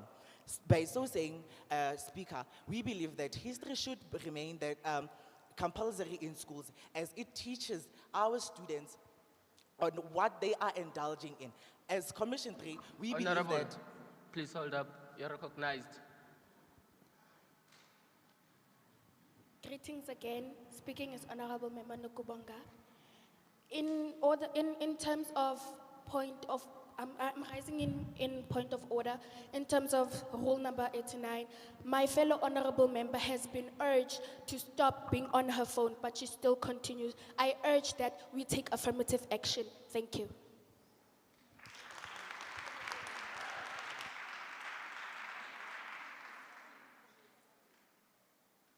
Honorable, we hear what you're saying, but she's actually timing the speakers. She's the timer. We have two timers. She's timing the speakers. And Honorable Member, may you please proceed? Thank you, Speaker. As I may continue, as I was saying, Speaker, that we believe as Commission 3 that learning about the history of the career choices that our fellow delegates, some of our fellow delegates or children per se, it is highly beneficial for our economy that they learn about the careers that they are choosing to indulge in. In addition, we also recognize that history must not be a black historic book. By so saying, we mean that history should be inclusive and accommodate every child that is in it.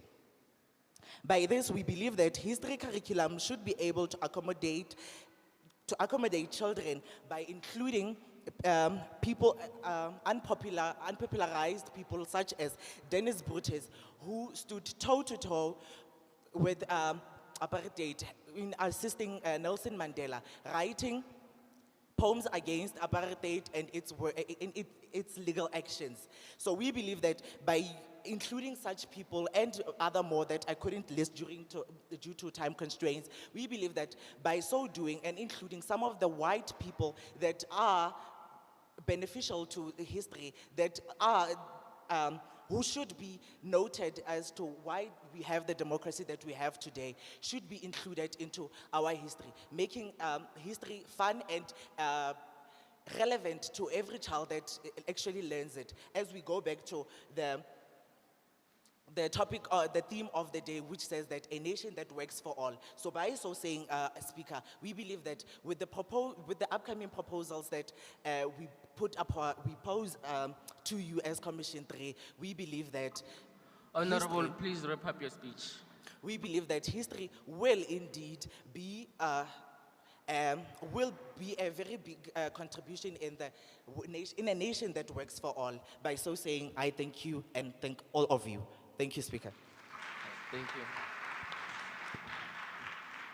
I would now like to call Honorable S. Ngoma, please. Good day, honorable members and the House at large. My name is Honorable Salma Ngoma, and I will be discussing the review of the history curriculum and syllabus. Today we are faced with a critical question in our commission. Does history deserve a place in our school curriculum, and should it be compulsory? My answer is a definitive yes, but with massive urgent condition. History must stay, but the way we are being taught it must change completely. Right now, many children are convinced that history is a dead subject, especially compared to how heavily STEM subjects are marketed. We sit in classrooms feeling completely isolated and disconnected because the curriculum feels Eurocentric and influenced by foreign media. Why is it that a student in South Africa can tell you everything about Adolf Hitler, but knows almost nothing about the sacrifices of Oliver Tambo? Our own South African and African history is being left on the surface while foreign history takes center stage. We are taught irrelevant information instead of what directly relates to our identity. History shouldn't just be about memorizing old facts from another continent. It should be about understanding who we are. It should be an interactive physical learning experience that connects us to our tribal roots and past. Furthermore, we need to understand our recent path, our post-democratic history, from the dawn of democracy to modern milestones like how we manage COVID-19, our role in Honorable BRICS. member, you're recognized.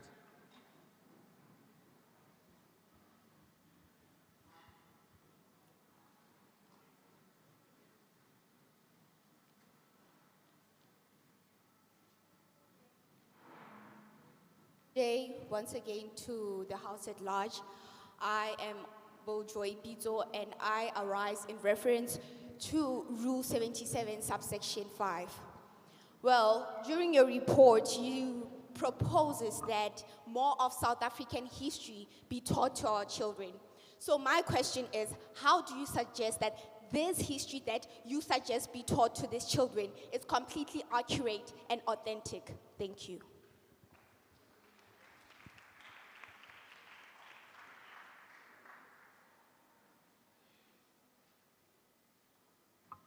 Honorable, please reiterate whatever you said. You just said, I'm sorry, we were busy with something. Please reiterate what you just said. Yes.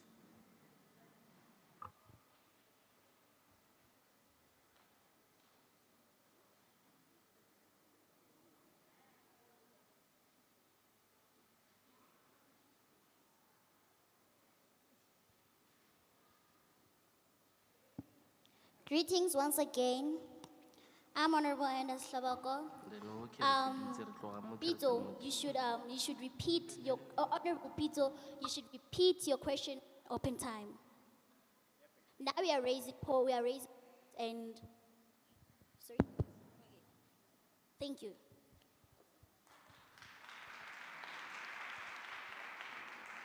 I'm sorry, honorable member, you are not recognized. May you please pass back the mic?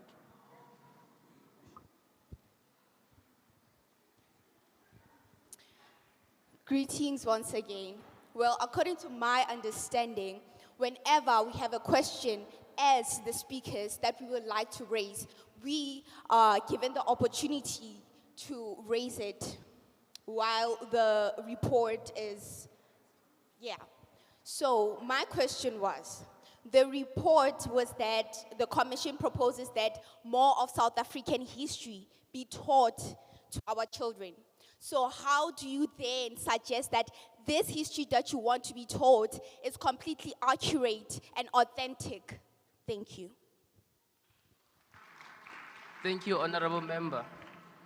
I would now like to call Honorable H. Phiri.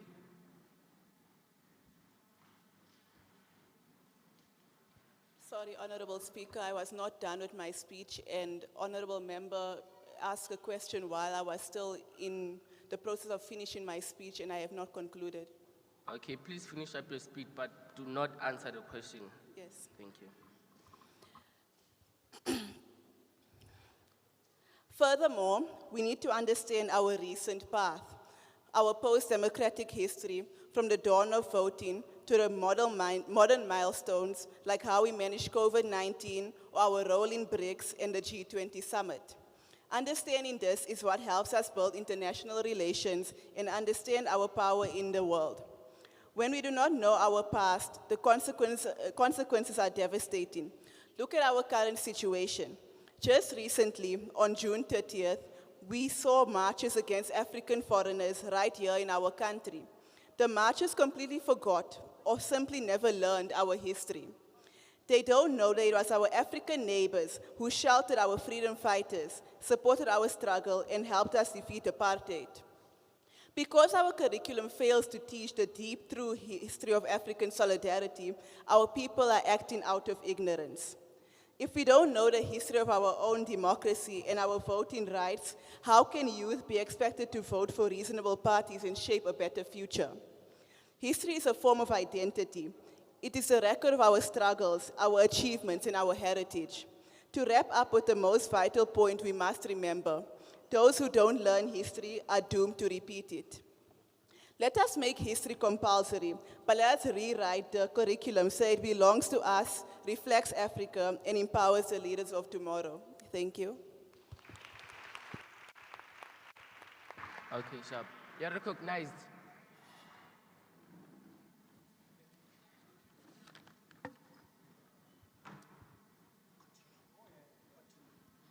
Yes.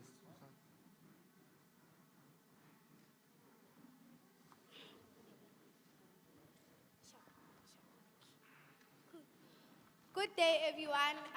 Presiding officer, I'm rising on Rule 89, point of order. As far as I know, I've been raising my hand and I was going to point out a point of order, not a question, and you have not been attending to me while you saw me.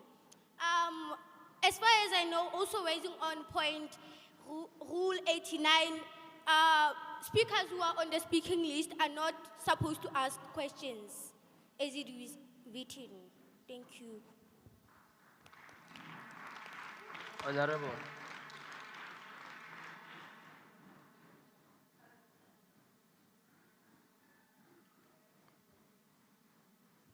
Salutations to the House at large. Standing before you is Honorable Matumbu Devotion.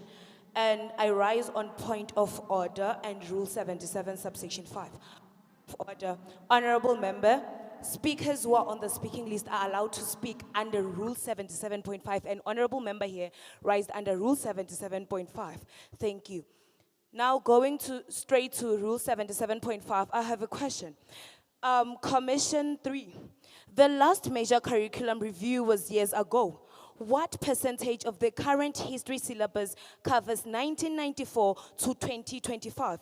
Give us the exact chapters, because learners today deal with social media, fake news, unemployment, savings delivery protest, which part of the current curriculum directly teach us skills to deal with those? Because if this is a nation that works for all, why are the examples and case studies in textbook still focused on 3 provinces and 2 time periods? I thank you. Thank you, Honorable. Your question will be answered, but not yet. Honorable, may you please proceed and wrap up your speech. Okay, now I would like to call Honorable H. Phiri.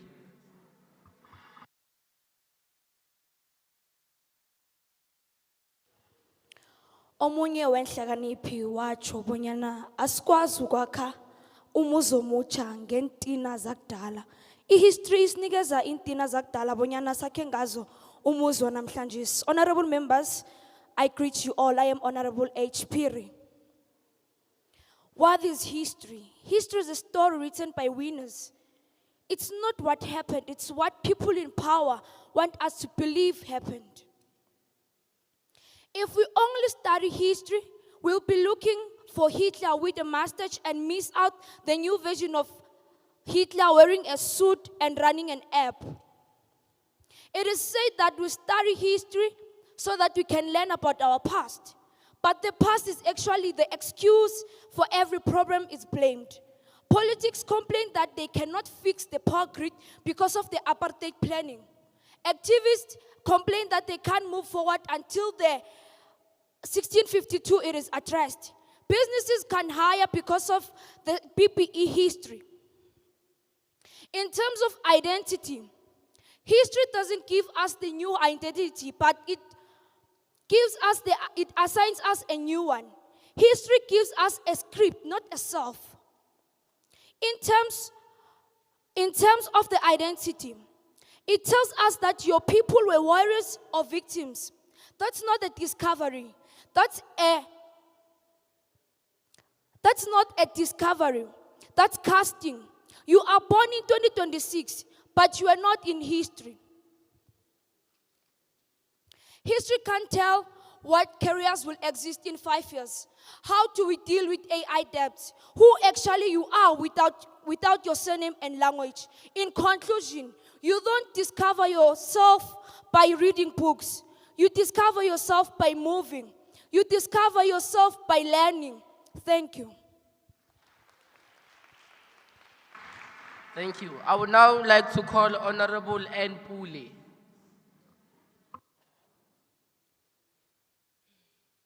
A wise man once said, greetings is the best way to start a day. Honorable members, consider yourself greeted. They say children should be seen and not heard. But how can we build a country if you do not hear the children who will inherit it?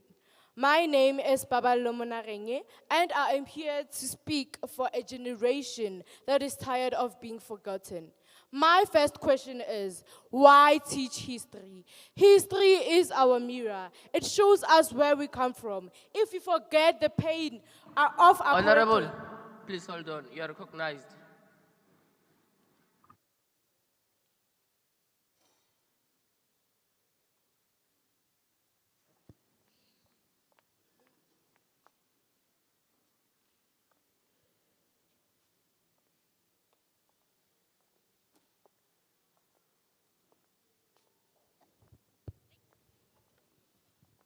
Thank you, Sir Speaker.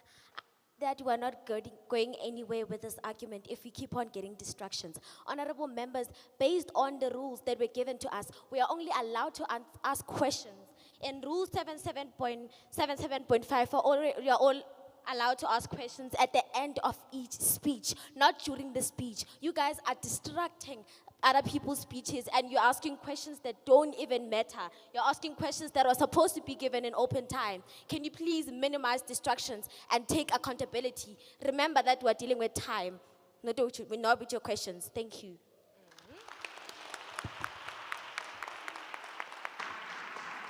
Thank you, Honorable Member. So I believe we will not be getting any further questions from now on. You may proceed. Thank you, Honorable Member. History is our mirror. It shows us where we come from. If we forget the pain of apartheid, the courage of the 1976, and the struggle for the right to vote, we will repeat the same mistakes. A nation without history has no direction. Honorable members, we live in 2026. We face unemployment, gangsterism, voter apathy, but we were taught about European kings from 300 years ago.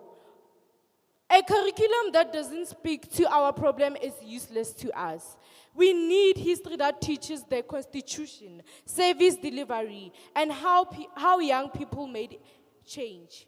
For too long, we only heard one story, but South Africa has 11 official languages. When we ignore the voices, we are told that our grandparents' stories doesn't matter. Truth involves everyone. That's how we heal and unite.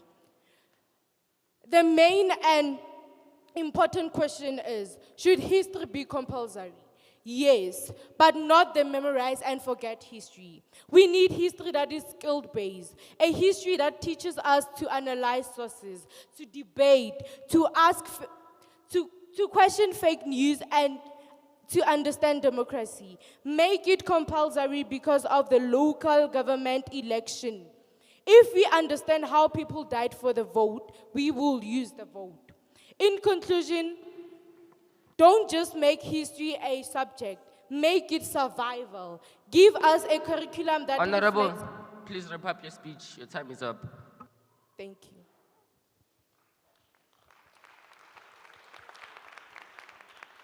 You are recognized. Yes.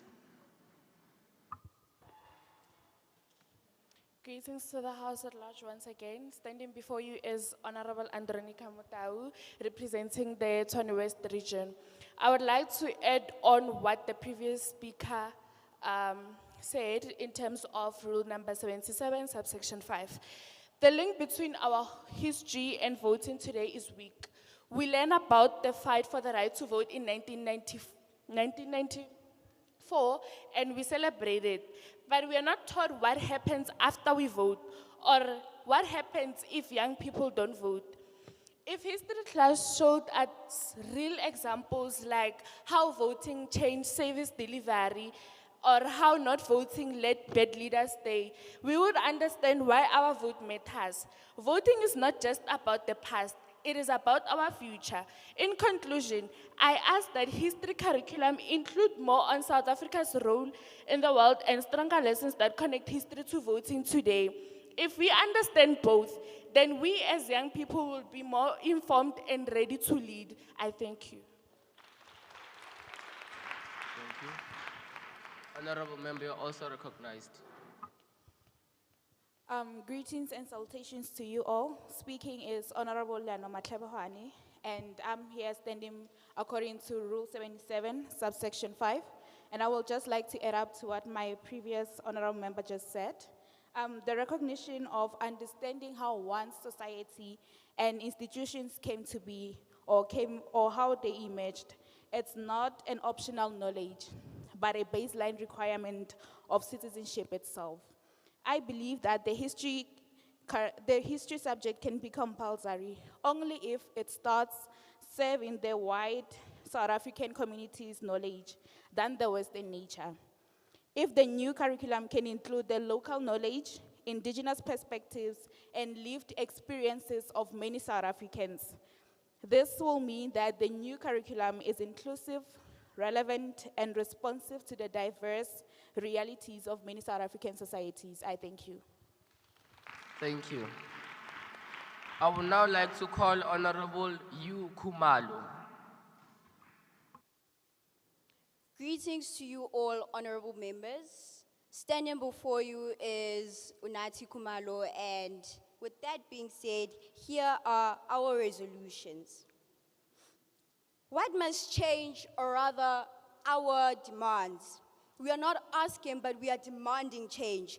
As Desmond Tutu said, if you are neutral in situations of injustice, you have chosen the side of the oppressor. So we have to refuse to feel neutral about our own education.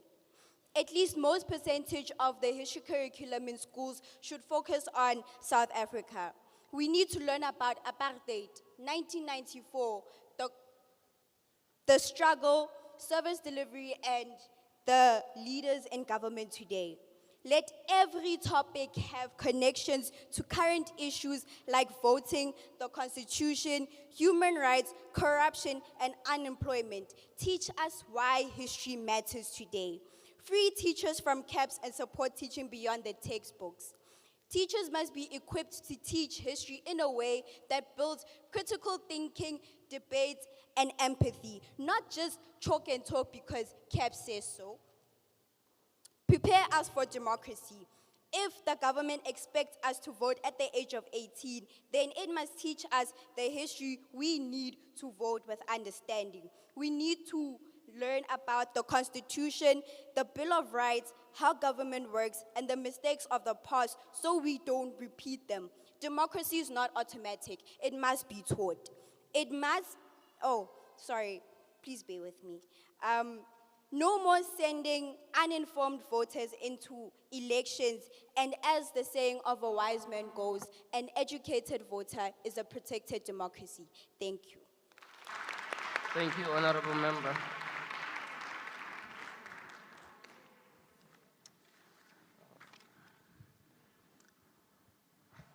I now call for open time and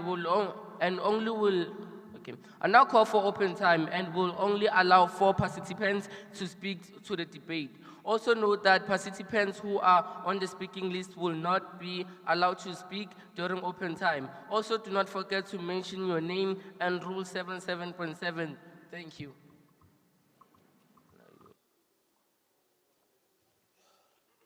Honorable Member, you're recognized.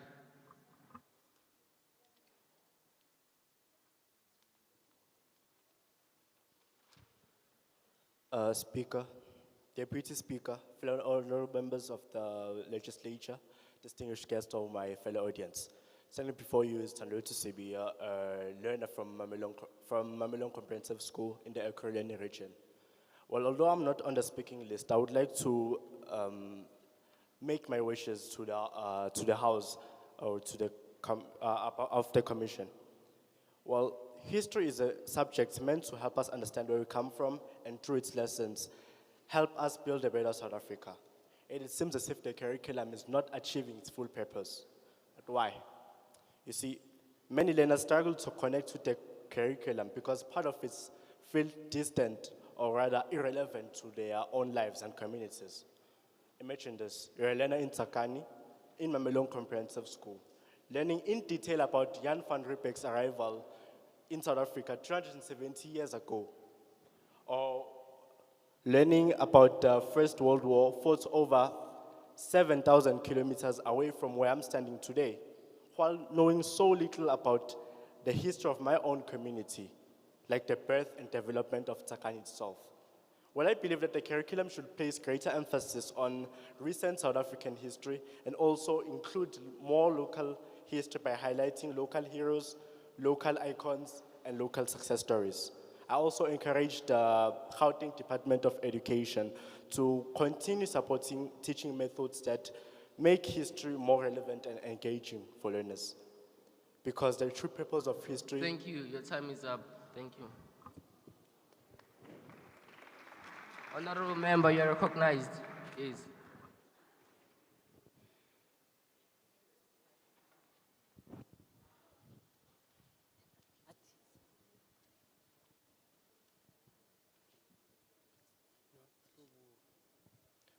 Thank you, Speaker, for recognizing me. I'm not rising up in Rule 77, subsection 7.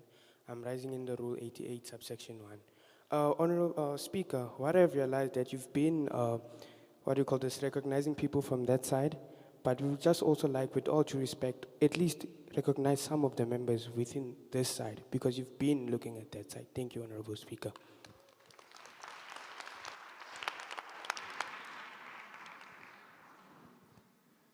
Your request. Honorable member, remember we only assign or allow people, give attention to people who are raising hands. So they just raise their hands right now, and I will assign them. So honorable member at the back, you are assigned. No, you, yeah.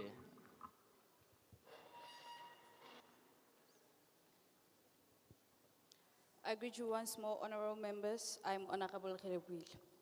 Commission 3, in terms of history being compulsory, in a world where technology is thriving and learners are pressurized to keep up with this fast-paced syllabus, wouldn't history add more academic stress and pressure to the learners, whereby a learner can... Honorable member, please hold on. I'm sorry.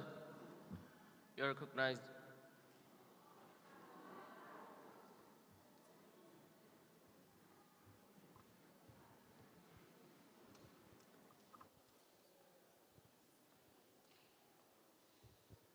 Forgiveness, honorable member, I'm very sorry. I rise on Rule 88.1, point of order.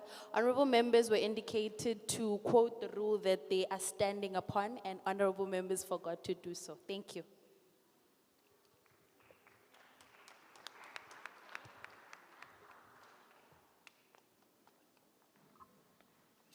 Honorable member, may you please proceed?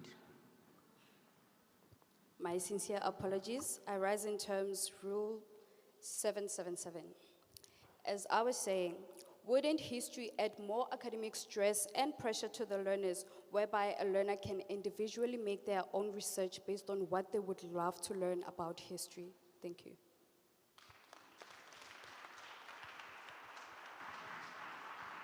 Honorable member? Yes, thank you.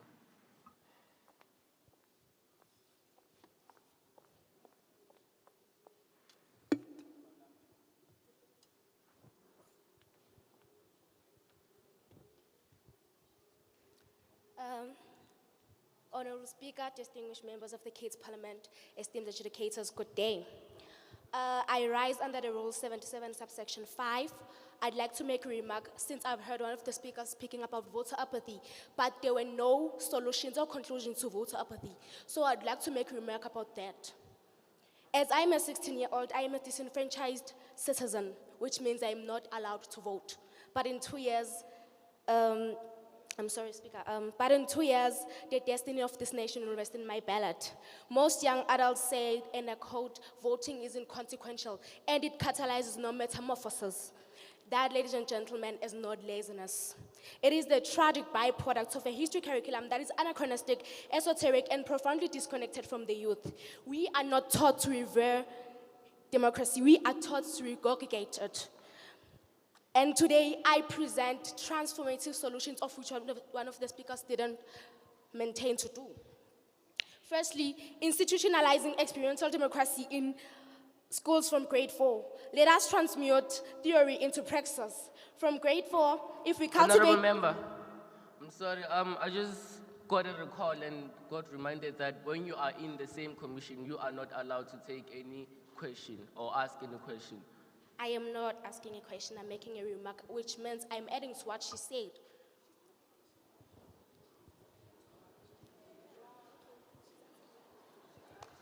Honorable member, you are recognized.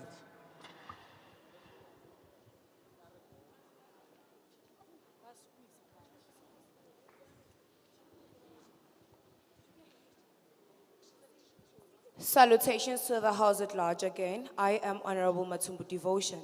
I rise under Rule 8. Devotion, please. May you please keep quiet. Whatever you are talking about or whatever topic you are busy with, if it's that important, please take it outside and proceed your topic. I thank you. Please I proceed. rise under the rule of point of order. I understand that if we are open for Rule 77, subsection 7, Rule 77, subsection 5 is not allowed. I thank you.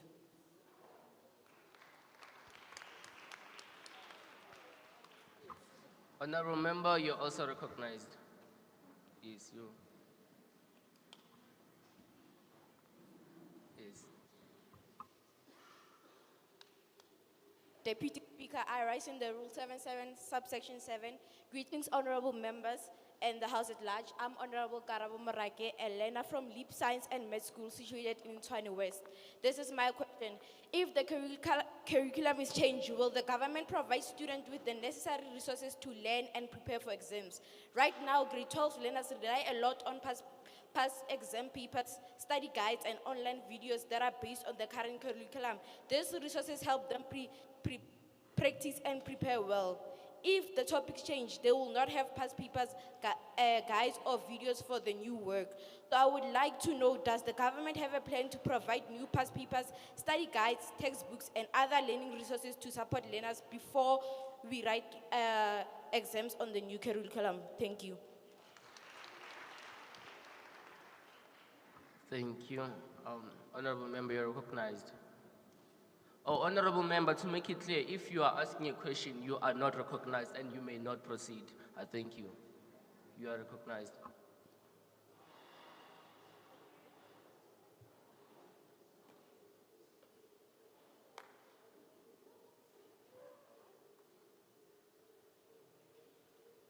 Good day, honorable members. I'm Honorable Mabatu from Flagfontein Secondary.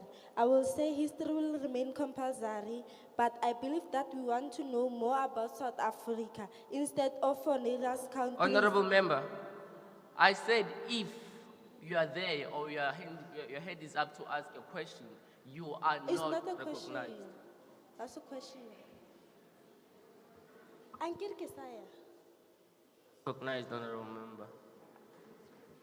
Honorable members, I would like to clarify something. During open time, it explicitly states that we only allow 4 participants, which means that if you are the 5th one, you are not recognized. Thank you.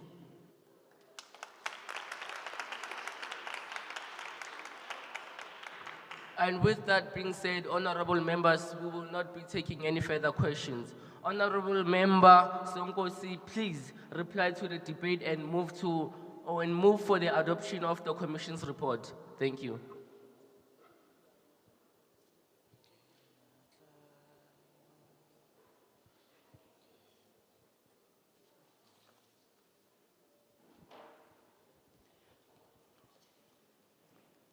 Greetings to the House at large once more. My name is Fortunate Sonkosi, and I am the chairperson on Commission on the Review of History Syllabus. I'd like to respond to the first question of authentication. Honorable Member, I believe that somewhere in our report, we did mention that history should be updated into much relevant, recent events. And by so saying, we believe that we are the first experiences of whatever that would have happened in that, and we are the authentication. So I believe that that is sufficient enough.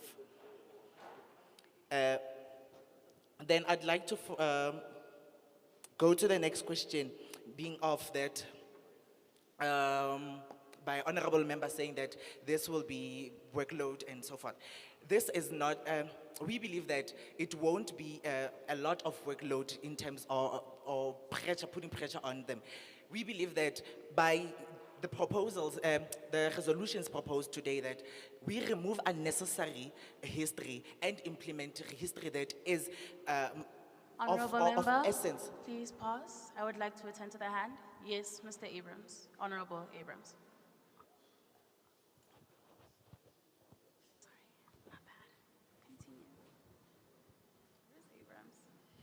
Greeting once again, honorable members. Honorable member, can you please control your house because there are a lot of noise and disruptions coming from our honorable members, and we would like to hear the honorable member say statement. So can we please respect his time, and thank you.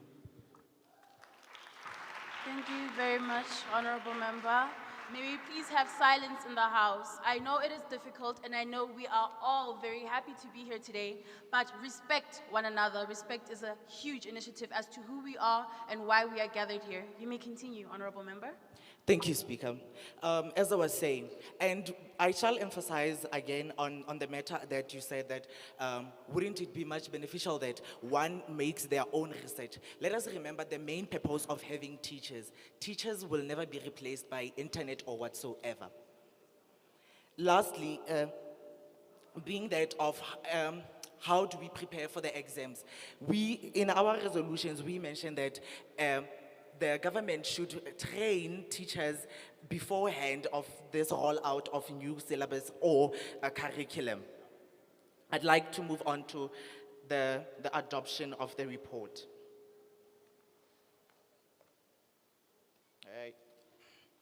I, Honorable Fortunate Sonkosi, the chairperson of Commission on the Reviewing of History Curriculum Syllabus from a child's perspective, hereby move for a commission report in terms of Rule 168, read with Rule 117, taking all contributions made. With that being said, I thank you, Honorable Speaker. Thank you, Honorable Chairperson, for your conclusion, Mr. Honorable Sonkosi. Now, I would like to call for a seconder. Yes, Honorable Member.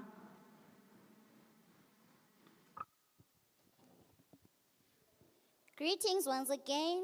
I, Honorable Ayanda Sehlokoboko, seconder the report given.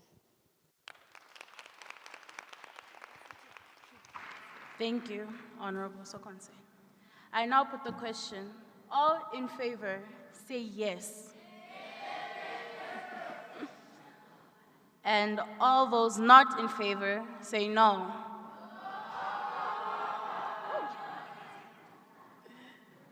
I'm going to repeat once again. Those in favor, say yes. And all those not in favor, say no.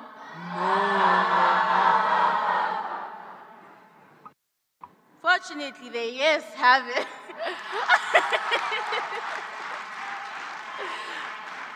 And the report, once again, is successfully adopted.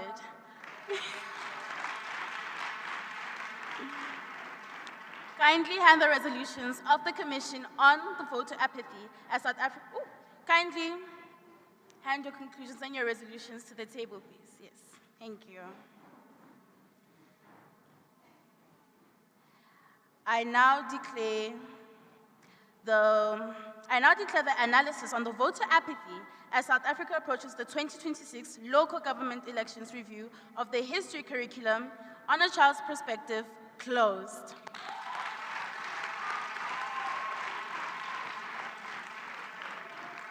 Thank you once again.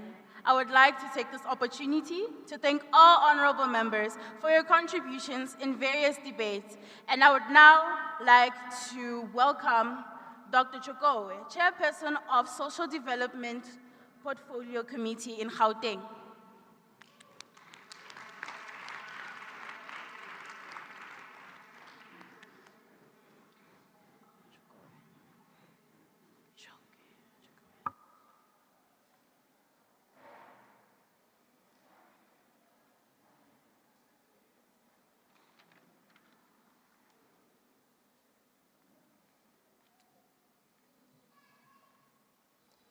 Is it on?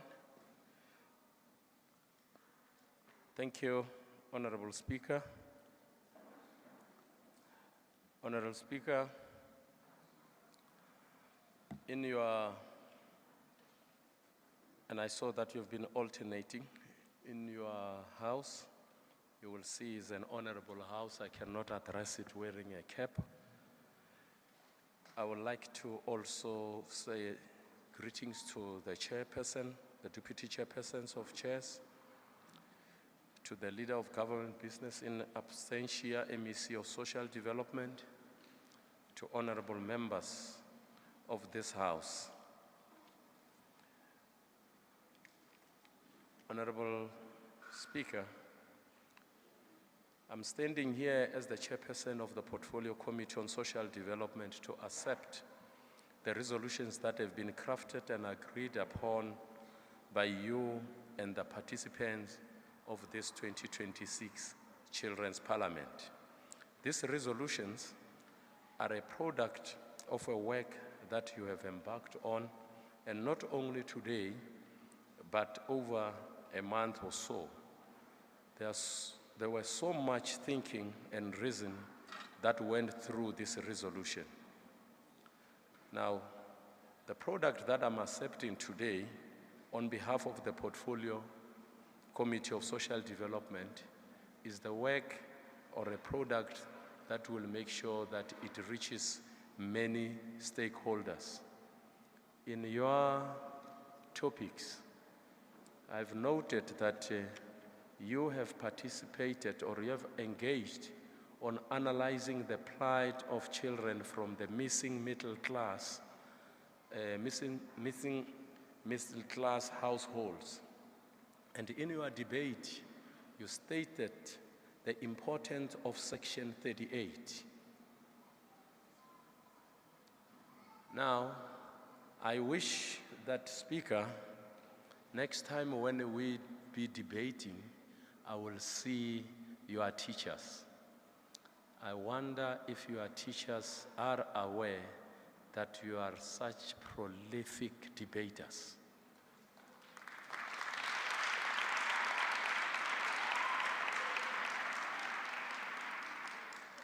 I listened attentively when you stated clearly under this topic that we should look at areas where schools that are in the middle, in the Model C areas, the children that side have more privileges than those children that are in the rural areas. I've listened to you tentatively when you state the importance of private health care or its impact on the health of children that are those ones from the working class and those ones that are from the middle class. You even stated that there are nurses that are producing engineers. There are police that are producing advocates. You can see that I was really listening to you. You've also touched on the topic of protecting children from the harmful effect of gambling in homes, communities, and online spaces. You can imagine a child that is born from a family that is addicted to gambling, a child that have just seen the dad buying a Bentley out of gambling. And you want to tell me that that child will concentrate in class. The future of that child really needs to be monitored, because he might or she might think that I'm going to gamble until I buy myself an Isuzu. And that child can gamble until he die. So that is a dangerous thing, and I'm happy that you raised it sharply, that it is not a good thing to keep on promoting gamblings, and we should look into the communities on how these areas affect, or these activities affect the future of our children. Lastly, you debated on the history, on the reviewing of the history curriculum or syllabus, the children perspective on what should be taught and how. How interesting to see that some of you don't give a damn about history. One was even saying, there is Hitler that I know the mustache, so I'm not interested. The war that is happening 7,000 kilometers away, I'm here. I want to hear what are areas that you can include. But you also mention important thing, like the indigenous knowledge that has to be added into the curriculum, because we cannot just have a history that is written on the Western history, but also on how the African people have survived without the knowledge or this formal knowledge that we have. So thank you very much, Honorable Speaker. All that I also wanted to highlight is that I appreciate the understanding that you are bringing here of how the House is being ruled. I enjoy it when I hear honorable members standing here stating that we are standing up, I'm standing on Rule 77, subsection 5, or Rule 77, subsection 7. So it shows that you are really paying attention. Areas that you have mentioned here, as the chairperson of the Portfolio Committee, I will make sure that the Department of Basic Education, including the Department of Gauteng Education, understand and get this resolution. We'll make sure that the Department of Social Development go and look deeper into that important act that we call the Children's Act. We'll also involve the other Department of Economic Development so that you can also go and gain more knowledge on how we can stimulate your brains to go and study engineers and other important careers that will sharpen your career. So, Honorable Speaker, I would like to say thank you very much for this opportunity. I will always come and support you, and I will always be with you. And thank you very much, Honorable Deputy Chair of Chairs. Thank you very much, the Speaker of the Legislature and the Secretary of the Legislature, together with your team, for supporting this kind of work. And I believe that in Gauteng, it is the only provincial government that is focusing on children as young as these ones, because I've been with you in Sidibeng, I've been with you in Gauteng, and I can see that you are really investing a lot in the future of our children. Thank you very much. Enjoy your day. These are the resolutions. Thank you. Thank you. I would like to thank you, Chairperson of Social Development, Dr. Chokwe, Portfolio Committee in Gauteng.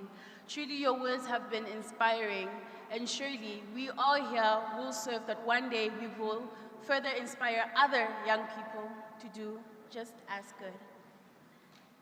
Thank you. Now, right now, I would like to call upon the reflections and the closing remarks by Honorable Thulani Kunene, the Deputy Chairperson of the committees in Gauteng.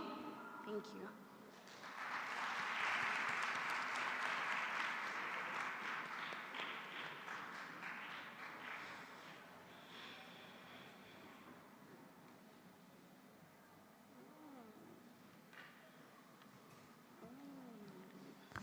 Thank you, Speaker Telezani. Thank you very much for how you have handled the process.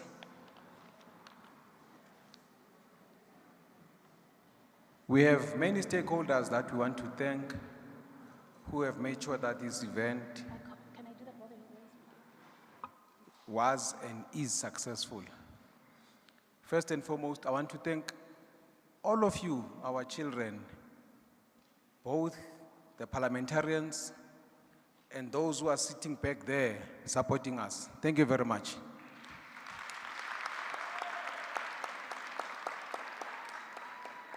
Even though you at the back, you were not supposed to be voting, and you were voting against the parliamentarians. I heard you voting no, and you were not supposed to participate. But thank you that you came and you supported the parliamentarians, our honorable members here. Thank you.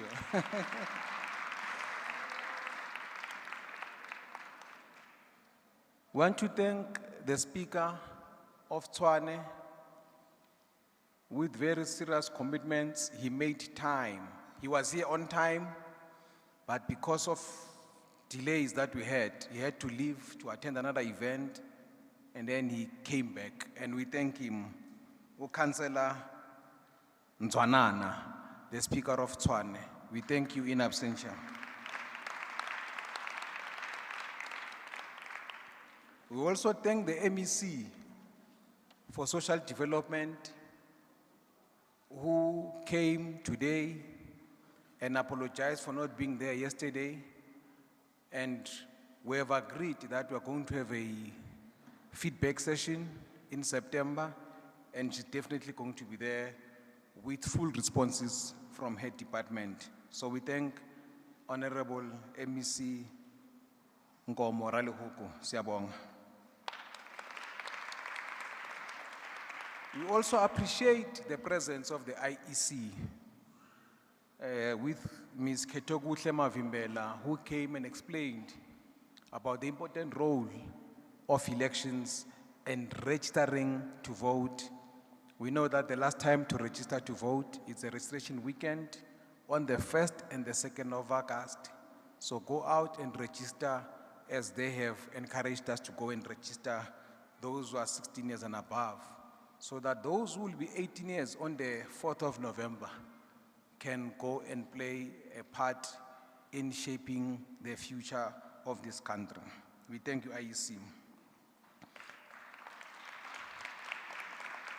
We also thank the Home Affairs. There's a track of the Home Affairs. Those who have not been able to go there, you can go outside when we are done here. Go check your issues, any issue that you may have with the Home Affairs issues, birth certificate and such issues, the IDs. There's a mobile truck outside. We also thank the Home Affairs for making time to come and share their services with us today. We also want to thank the radio stations that came to give us support, from YFM and the community radio station from around here, Nkangala Community Radio Station. We thank you for your presence with your time. They also had other organizations that also came. We had Saibono, which is a very important support to the Gauteng Department of Education and to the schools of Gauteng. They also graced us with their presence, and we thank them for their time that they've spent with us here. We also had a very important NGO, an organization that its main focus, they've got a hashtag that says the true cost of alcohol. It's unfortunate that they've left, because I would have encouraged you that before you leave, you go and take this pamphlet, because they've got very important statistic about alcohol, which they say 59% of car crash drivers test positive for alcohol. 14% of the age 15 to 19-year-olds, which includes some of you here, engage in alcohol consumption. Niyaphuza? It's illegal anyway to drink alcohol before you're 18. May we please have order in the House while the Speaker is attending to us? Thank you. Then it says 5,100 people die annually because of drinking and driving on South Africa's roads. This is scary, ne? Too many people are dying on the roads because of alcohol. And 60% of reported GBV cases report male partner consumption at the time of the incident. So most cases in the police stations are of assault. And if you look at the causes of that assault, in most cases, it's because people had drank alcohol. Unfortunately also, one of the biggest causes of murder in South Africa is anger. It's people who could not control their emotions, sometimes because they were under the influence of alcohol and drugs.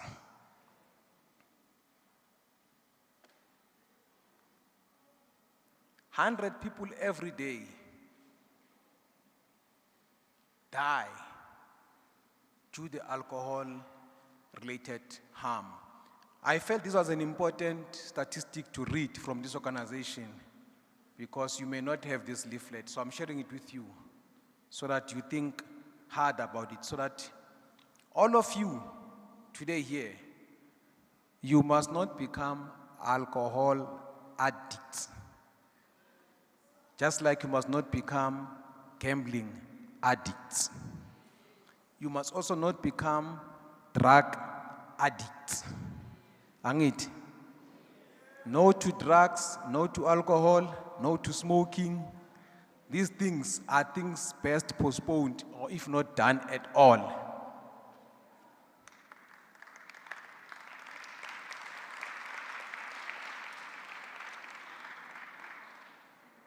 We want to thank the chairpersons of the portfolio committees who steered the ship very well.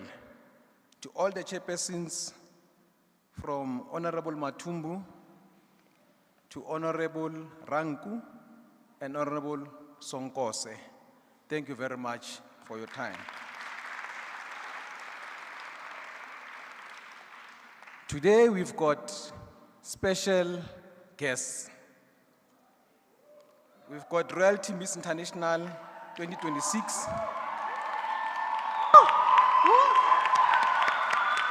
Miss Andronique Hassan, Miss Andronique Hassan. Andronique, where is she? Okay, and also we've got Lebogang Mulife, Miss Inter-Pageant SA Second Princess.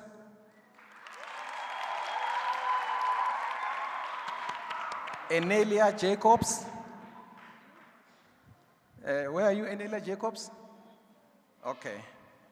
Also, I've got Kathleen Moses.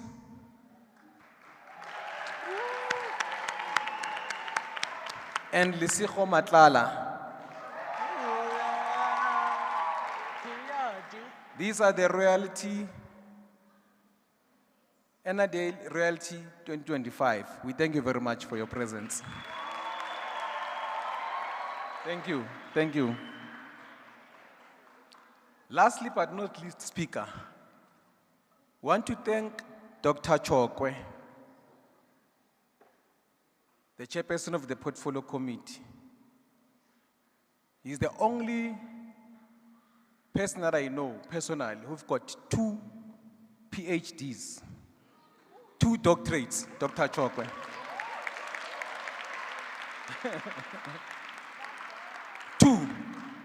So it's double Dr. Chokwe. We thank you very much.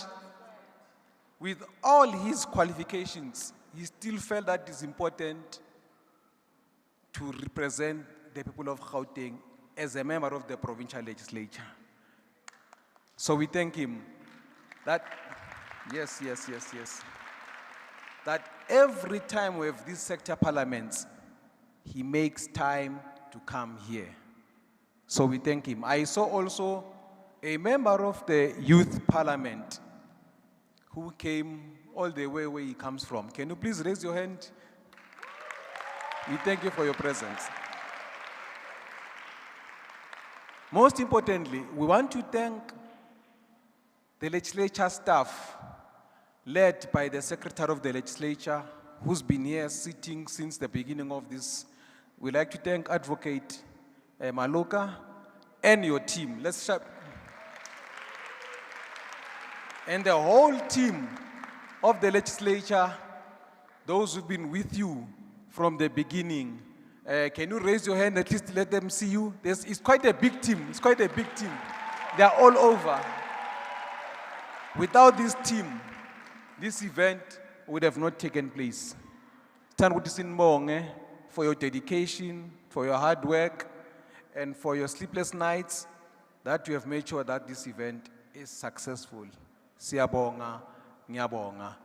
If kone ngimkhohliwe, ngixolise kakhulu, kikope tshwarelo, if nale ke mo lebetseng, mara ke lata ho leboha kaofela batho ba leng teng, including security and everybody else that has made sure that today we are having a successful parliament. Thank you very much.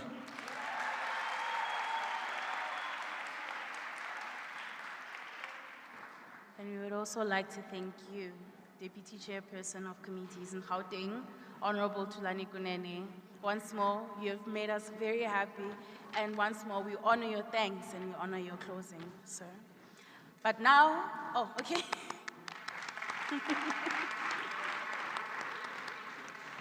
But now, unfortunately, it is time for us to close.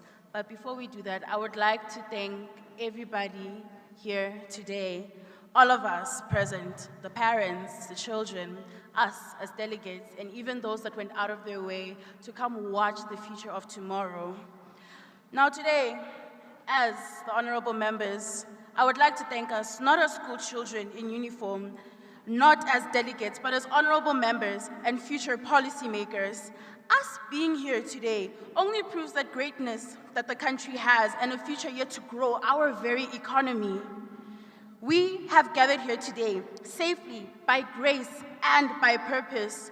Only critical thinking and the drive to create a safe, equal, and Africa-orientated name for all those who live and are yet to grow in this very country we find pride and joy in. Thank you to all of us for being here today. Clap hands for yourselves.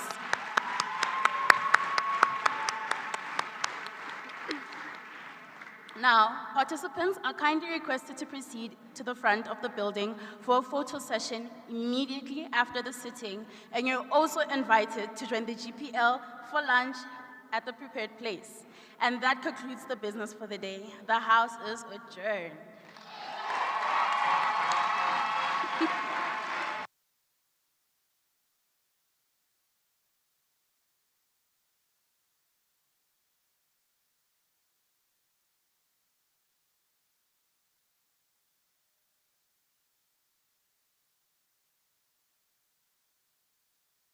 Oh, honorable members, please sit down.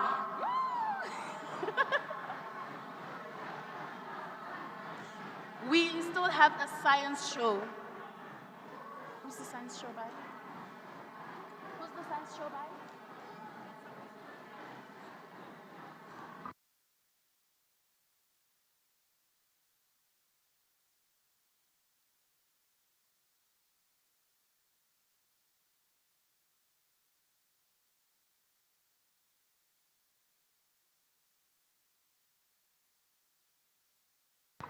All honorable members present today, honorable members, may we please be led outside? Oh, the presiding officers, the rest of you, may we please remain seated. Thank you. All presiding officers, we are needed.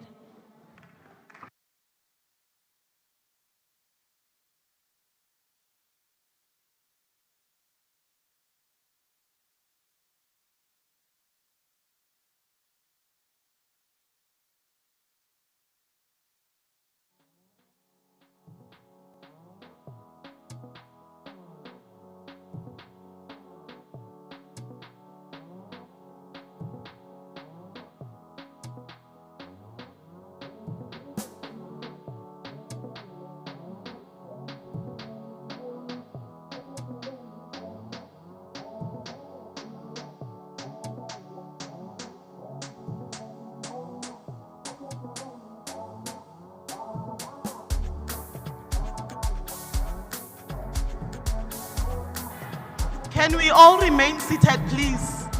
The program is not yet finished. Can we all remain seated?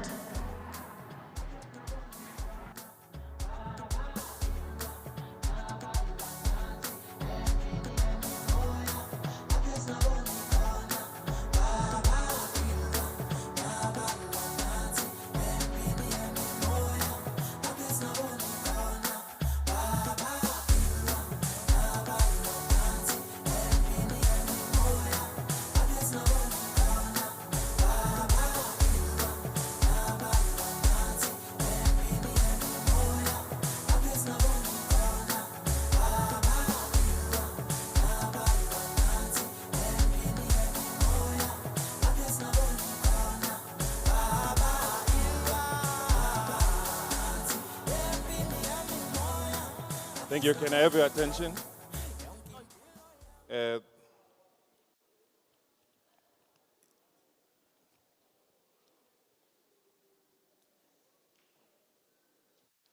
Please ensure that you return the earpieces that we loaned you, because outside of this room, they are worth nothing, but inside here, they are worth everything. So please leave them at your desk. Number two, all honorable members, you are asked to file, I'm being set up. Mic is not working. Honorable members, you will be requested to please, orderly and as disciplined as possible, start from the back row to your right-hand side, file out to the photo shoot.